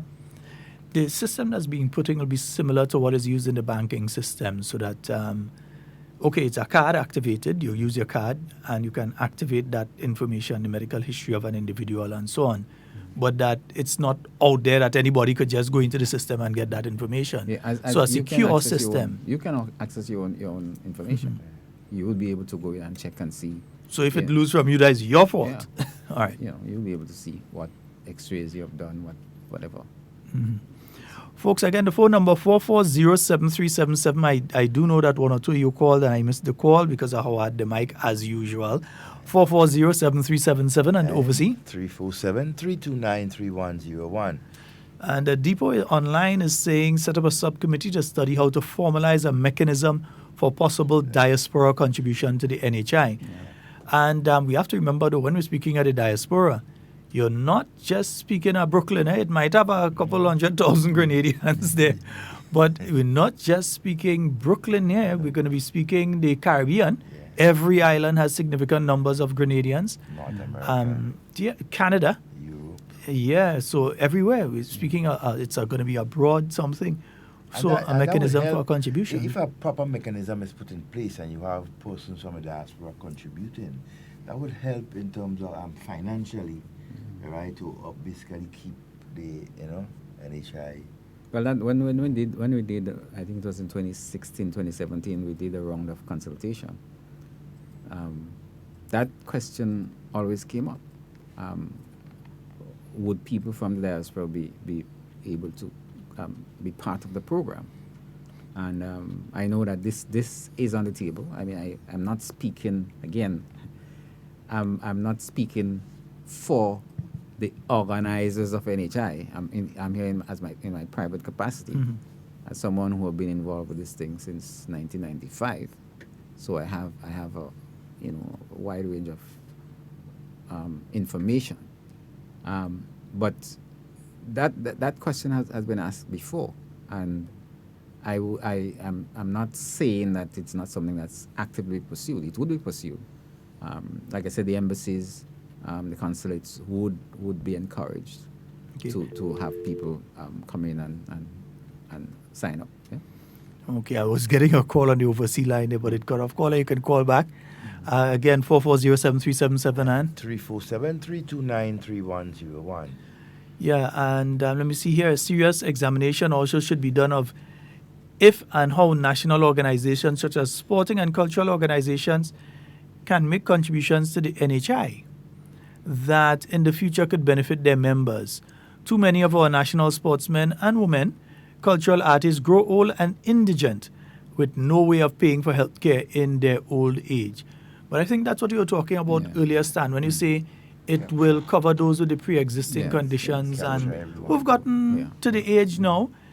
They've already made their contributions, maybe not a cash contribution towards the NHI, but they've made their national contribution, and they'll be covered by the entire thing. It would be. One question, though, rolling back a bit to the medical professionals who will be part of the program, what would be the procedure for a doctor that has come back, they open your practice and so on, for that doctor to become part and registered with the NHI? There'll be a robust procedure. I mean, I can tell you that you will find there'll be a lot of complaints from existing providers. Guy who has an office, and he's a doctor, and he wants to be he wants to become a provider, a pro provider. There'll be minimum standards required. And unless they fulfill those minimum standards, they would not be registered as a provider. Traditionally, you go to a doctor's office and you would see him with a stethoscope, maybe a blood pressure machine, and that's about it. And he looks at you, does diagnosis, and writes your prescription. Would that be sufficient? Because he's the first line. That's your primary care provider. Or would you want him to go a little further? Should he have a EKG machine in his office? So at least he can check your heart rate. So there'll be minimum standards that would be set for a provider to qualify. There'll be some providers that would have more than is needed. And that's why, I gave the example of providers that have a pharmacy, a lab, diagnostic equipment in there. That would be a tricky one because, the same man who's ordering the test, the same man who's providing the test. So you have to be careful because I can prescribe a medication that I have in stock. Mm-hmm. Right? That may not necessarily be the right one. The one that you need. May not be the least expensive one, but I have it on my shelf, so I'm going to prescribe it. So those things would have to be worked out. It is not, listen, the most challenging thing for NHI would be to deal with the providers. And I've said it over and over. What is being done right now, the preliminary work and so on, it's easy to do. But when you start dealing with the providers of the service, that is where the challenge would be. Because remember, you are basically seeking to agree with them that a procedure or a doctor's visit is going to be standardized. Once you're part of the program, you can end up charging $900 because you study in UE, and this man's charging $600 because he studied in Cuba. There has to be standard rates that everybody has to subscribe to. For example, EKG, CAT scan, that's done on the coronage. Different. We do not expect the price to be the same when NHI comes into play. Because if it's right now, if it's $1,500 for MRI right now, if you're involved in negotiating with the provider, you say to him, look, the reason why you're charging $1,500 is because you've seen the people who could afford to come. Under NHI, anybody who needs MRI is going to come to you. Mm-hmm. So your price cannot be $1,500. So there'll be negotiations as far as rates are concerned because the provider would not have volume, right? So you can say, okay, instead of $1,500, the procedure would be $600 or $900.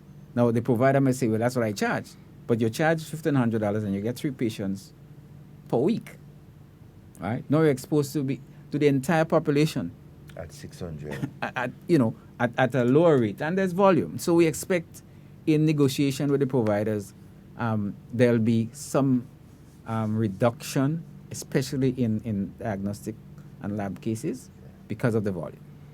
Yeah, because the volume would basically make up for it. Yeah, I mean, everybody who, what is going to happen is when NHI comes into play, there'll be a spike, right? Because there are people, as we speak, needs MRI. They don't have money. They're not going to go. If NHI comes in tomorrow, they're going to go and get the MRI. So we expect that there'll be an increase in the number of services that would be accessed in the initial stage. But it would soon taper off, right?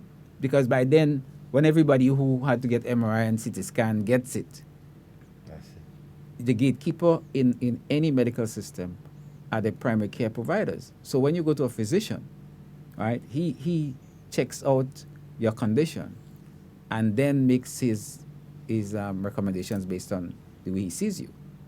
As I said earlier on, what would be very big on the NHI is preventative care, right?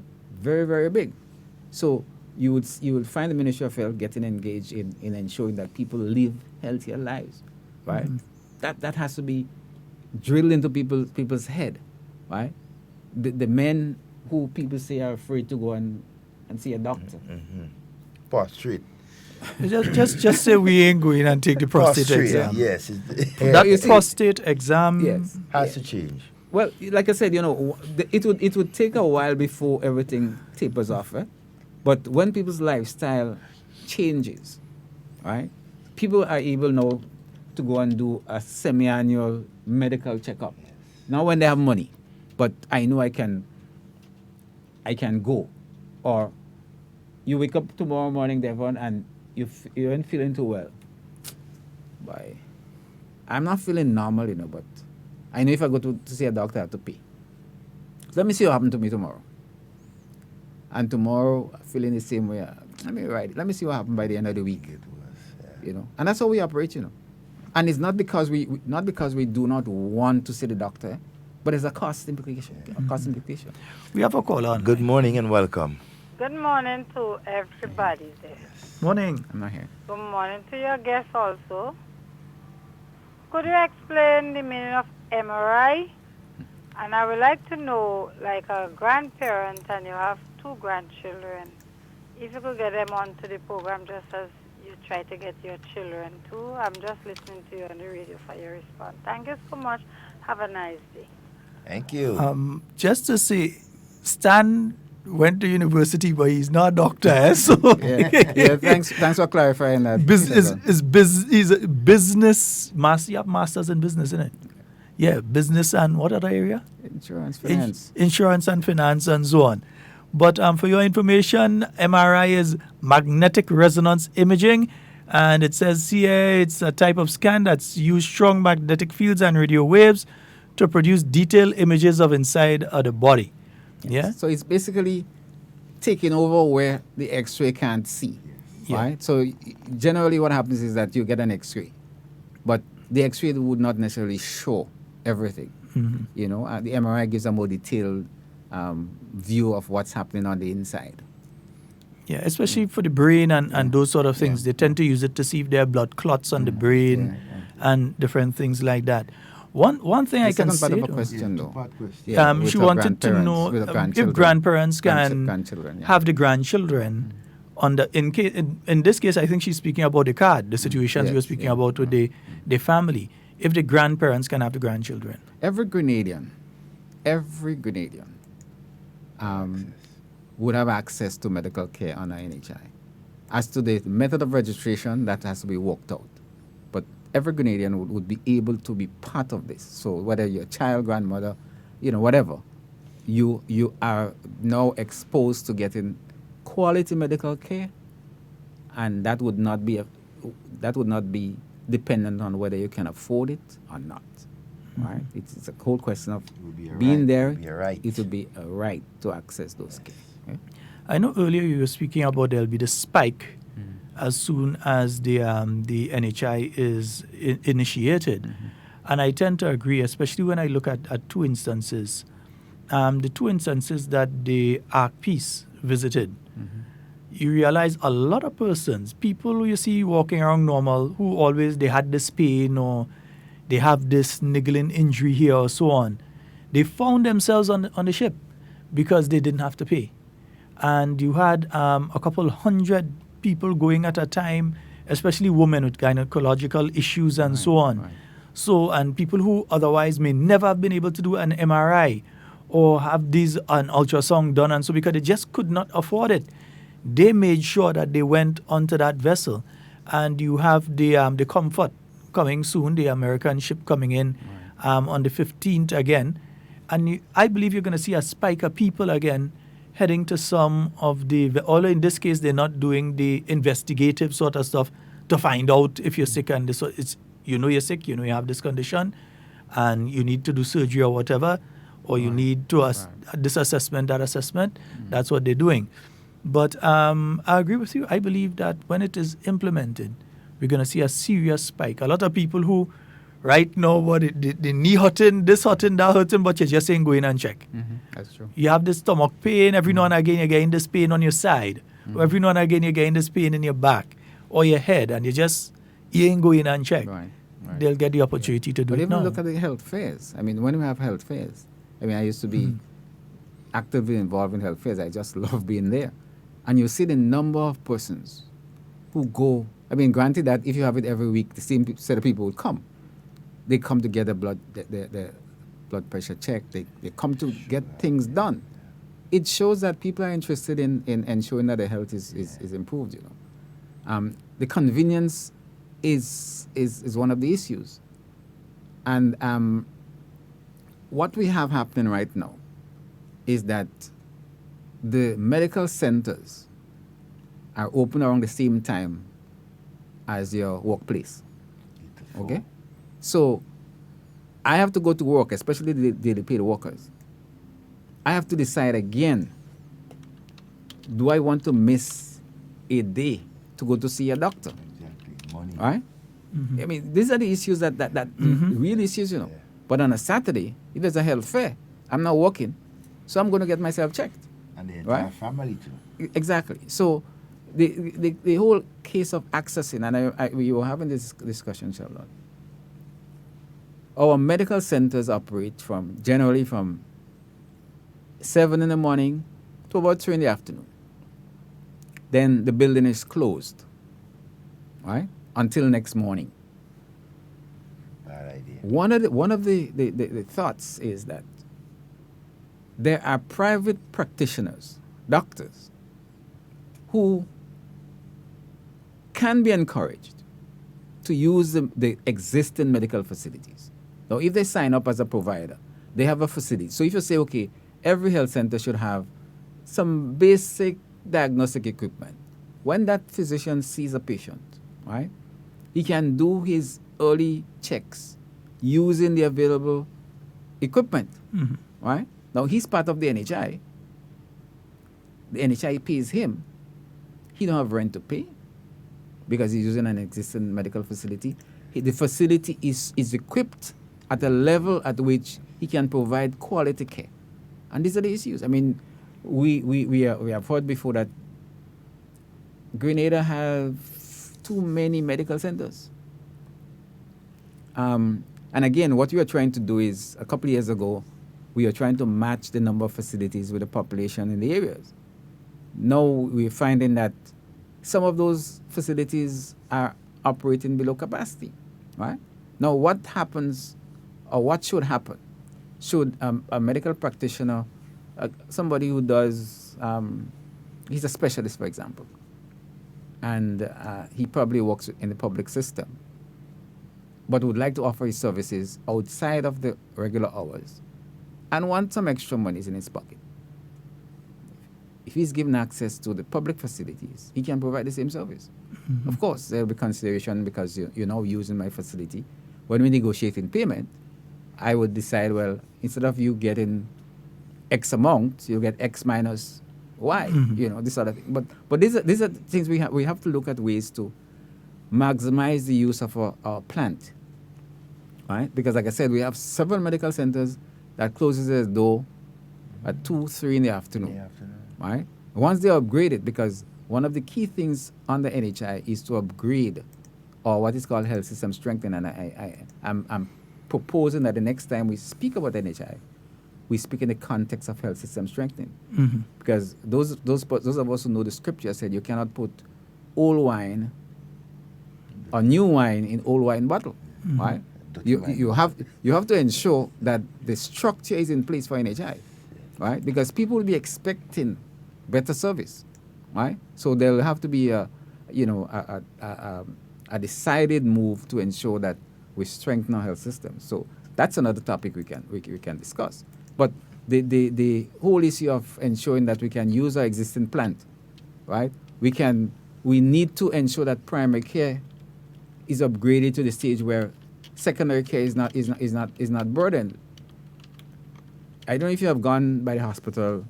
If you just go by the hospital between 6:30 and 10 in the night, casualty is overwhelmed. Mhm.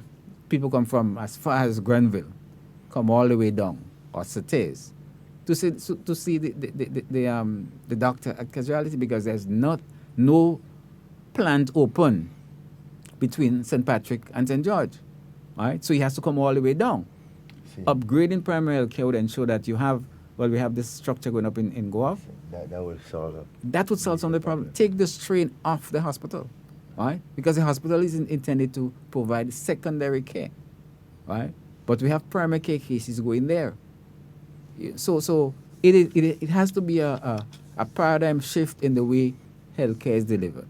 Right? NHI is going to fix a lot of things, not only our health, but the systems that we operate under. Mhm. The attitude of our providers would definitely change, right?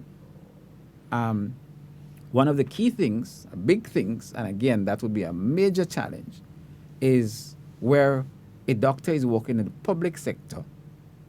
So he's a specialist or she's a specialist, gets in there at 7 and leaves at 10 and goes to the private office. And you cannot get an appointment to do this operation until November, because you're visiting them in the public space.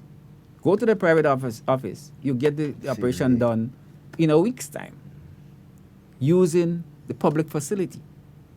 So all of those things would be addressed. And like I said a while ago, the easy thing is to design the system. The hard one is to work with the providers. Because how would you tell a specialist, Sheldon, who works for maybe $7,000 or $8,000 a month? That's his salary, right? He's a specialist, so a consultant, so he works from 7 to 10. And he is given leave to go to his office to practice from 10 until whenever he wants to leave. Now remember, he still gets his $7,000 a month. On the NHI, you would have a choice to decide to see that specialist either in the public facility or in his private facility. It's not going to cost you anything more. So when you go to see the specialist in his office, you're not paying him. When you go to see him in the government clinic, you're not paying him neither. But he expects to be paid. Mm-hmm. He expects to be receiving his salary, plus his claim to NHI for seeing you is going to be sent in. And this is an issue that have to be dealt with and will be dealt with under NHI. I mean, there's generally this friction between providers who work in both systems, right? And one of them said to me, well, the reason why we are given the permission to work in a private offices is because the government cannot pay us. When we went to Colombia, there are some hospitals who say to us, whoever you see here, they're working only here. Others say, well, we bring in people as we need them. And I asked the guy, the Grenadian guy, so okay, government is paying you $6,000 or $7,000 a month, and you say that's not enough. What is, how much would we be satisfied with? And you see, these are the questions that has to be asked. Because whether you provide a service in the government facility or your private facility, the patient does not pay. NHI pays, because the way NHI is going to work, when you go to the hospital is going to bill NHI, you know. The hospital is going to bill NHI for services rendered too, right? but you as a client don't pay, it's NHI that pays. So when I asked him, how much are you going to be satisfied with, he couldn't answer. He couldn't answer how much he's going to be satisfied with. And these are the challenges that people that will face in ensuring that our providers are satisfied, probably might not be the right word, understand the system. And everywhere NHI is instituted, that's a challenge. All right. Stan, we'd like to thank you so very much for being in with us. We just 1 minute over our time, but it's such an interesting conversation, and you'll be back with us next week. Well, if I'm invited. We're looking at next week, Thursday again, once your schedule allows for it, for us to continue. And as you said, we're going to start looking at the strengthening of the health system itself to be able to assist the NHI in operating properly. Any closing words? Well, as I always say, NHI is not intended for persons who think they do not need to be healthy. NHI is intended for everyone. And it is not, as some people may figure or feel that, look, I can afford, so I don't need it. Just speaking, just 1 minute, let me give this. Minister of Government from Trinidad said his brother said the same thing to him until he became sick. And his sickness wiped out his savings. So no matter how much we think we have right now, an illness can wipe us out.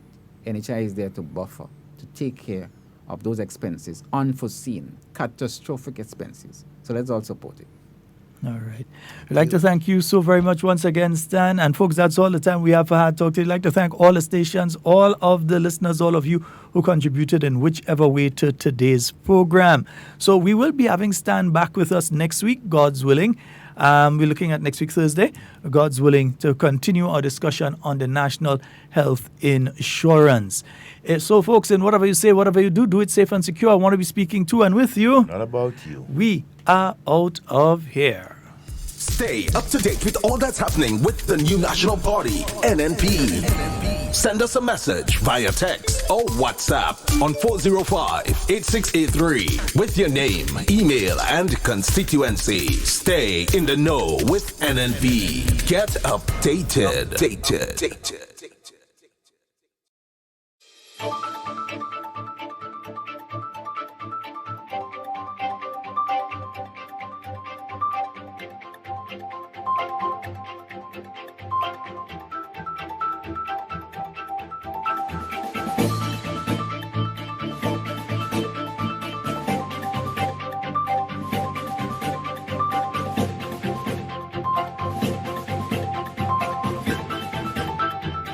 Prime Minister underscores importance of National Sustainable Development Plan.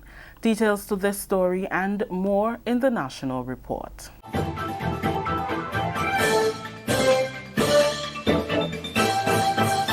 With the details to the news for Wednesday, September 4th, 2019, I am Rakisha St. Louis. Prime Minister and Minister for Finance, Dr. the Right Honorable Keith Mitchell, has underscored the importance of Grenada's National Sustainable Development Plan. The draft plan is currently the focus of a second round of consultations to ensure that the general public has the opportunity to contribute to the development planning process. Addressing local and regional delegates attending the project cycle management organized by the Caribbean Development Bank, Dr. Mitchell said long-term planning is critical. This is a plan which is born out of the understanding that every country should understand what the development plans over several years should be. No matter which government is in office, we should have buy-in on a national sustainable development plan. It's not about the personalities in office. It's about what is best for generations to come.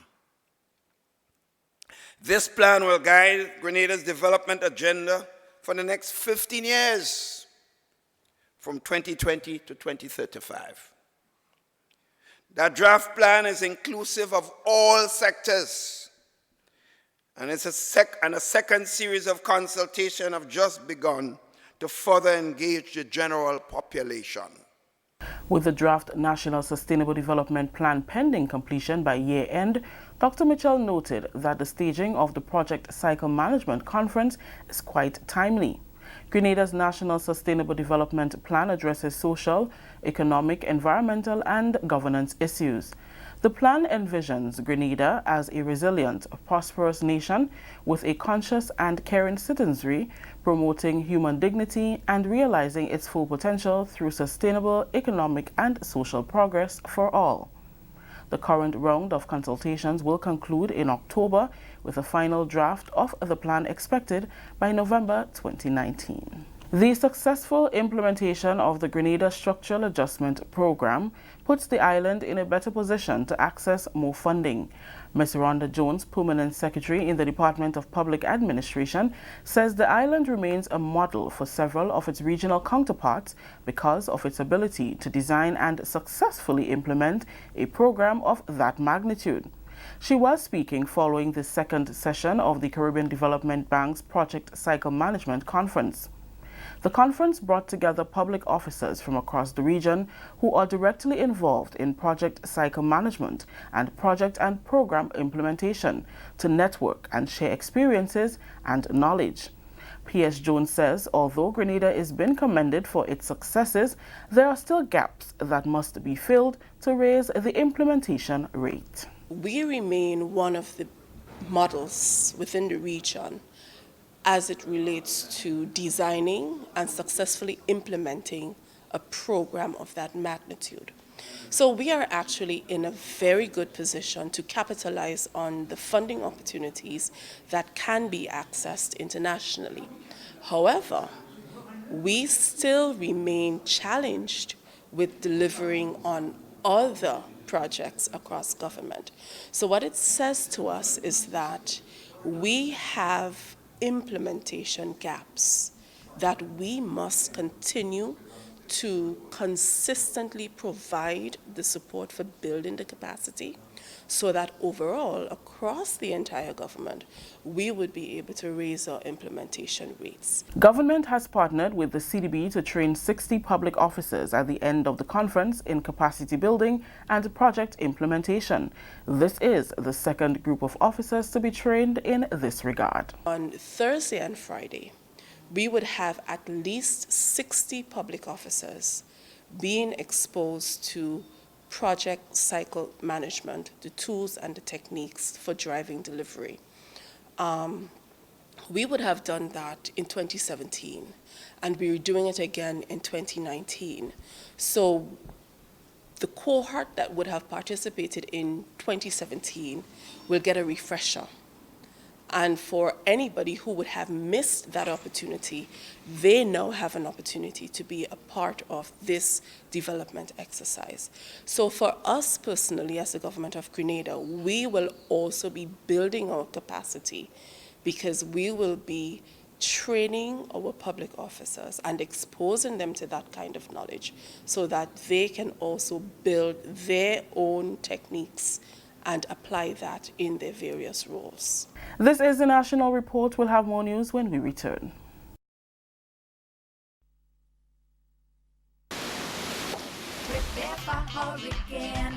Prepare for hurricane. Make sure you have your radio and your batteries too. Waterproof flashlight candles will do. Tin stuff, garbage bag, first aid kit. Come on people, make sure you have it. Clean water in a container and a hurricane plan. Hear me no man. Hurricane damage is beyond your control. Surviving the aftermath is up to you. Have a hurricane plan. It can save your life and your family too. Prepare for hurricane. Your hair, prepare for hurricane. Welcome back. The Ministry of Education is holding a stakeholder consultation on Friday as the first step towards the introduction of e-books in schools. The consultation will involve unions, the Principals Association, PTAs and teachers, and will include a practical demonstration that allows teachers to familiarize themselves with the tool. Mr. Kevin Andel, Permanent Secretary responsible for education, says the ministry visited Antigua to look at its model and was advised that stakeholder involvement and teacher buy-in are critical to the success of the project.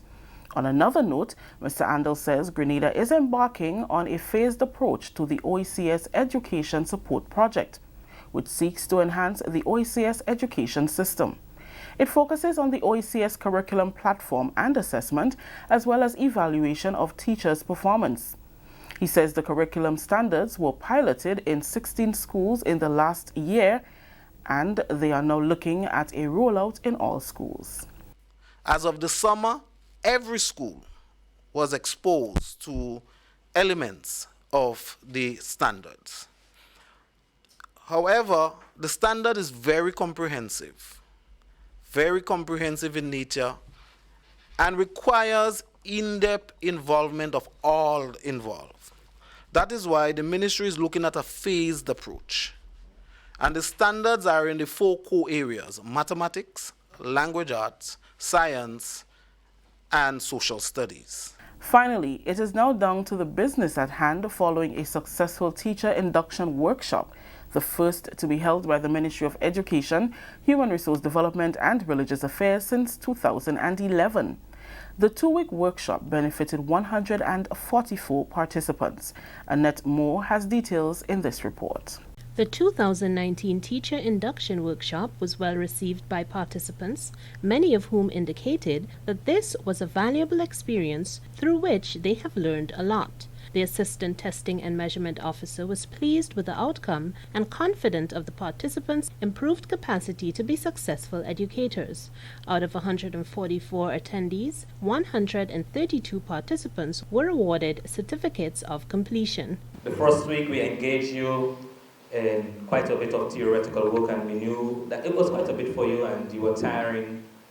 But when we saw what you've done in putting it into practice through the team teaching, and the efforts that were made to really work to ensure that lessons are properly and well delivered, I must applaud you and say hats off to you and the efforts that were made. We saw some really good talent coming from most of you when we know it comes to teaching. So we are happy that this course has been reintroduced. Now, the government of Grenada also sees this induction course as a worthwhile investment in each of you, in the development of the education sector, and more so in the enhancement of Grenada's human capital.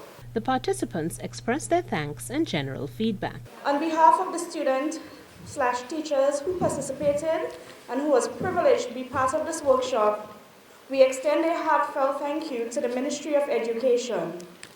This program was structured and outlined designed to benefit both the prospective teachers and teachers already in the classroom.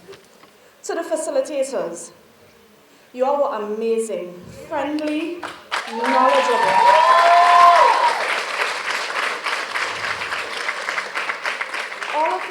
All of the facilitators, they were always open to questions and discussions. The strategies they used to channel information to us was well chosen. Both my parents, my mother and my father, taught at some point in time in their lives, and I thought it would be a good step before furthering myself in my education. I think it's a profession where you're able to learn a lot of different things and mature as a human being, and it's a good part in your holistic development. For this course, what I really loved is that the Ministry of Education they want to bring in technology into education. So it means that more teachers would be using Edmodo, Moodle, bringing it integrating technology with teaching. So I also learned a lot about classroom management. The whole course as an entity, it taught me how to manage the children and how to go forth and bring across certain things. And I believe that I have gained a level of confidence as it relates to handling the students within the classroom as a result of the course. The best part of it was everyone was prepared, to be honest, and everyone knew what they were doing. And the lecturers, those in charge of this induction, they also was, I would say, like, they was very kind to us. They made us open up and we did an excellent job. They did an excellent job as well. I would like to say thank you, and I hope they'll continue doing this induction course. We believe that only your best, your passion, and your heart is good enough. All your heart. We want teachers who have heart, so that you can make an impact and help every learner that you encounter to succeed. Trust me, you're going to see the results. You're going to see the difference. And that's what we wanted to take into our classrooms. For the National Report, I'm Annette Moore. Thank you, Annette. That story just ended the National Report for today, Wednesday, September 4th. Let's recap the top story. Prime Minister underscores importance of National Sustainable Development Plan. On behalf of the entire news team here at the Government Information Service, I am Rakisha St. Louis saying thank you for joining us. Until next time. Stay up to date with all that's happening with the new National Party, NNP. Send us a message via text or WhatsApp on 405-8683 with your name, email, and constituency. Stay in the know with NNP. Get updated. If you want to stay married, divorce speed. Never drink and drive. After whiskey, driving is risky. A message from the Traffic Department of the Royal Grenada Police Force.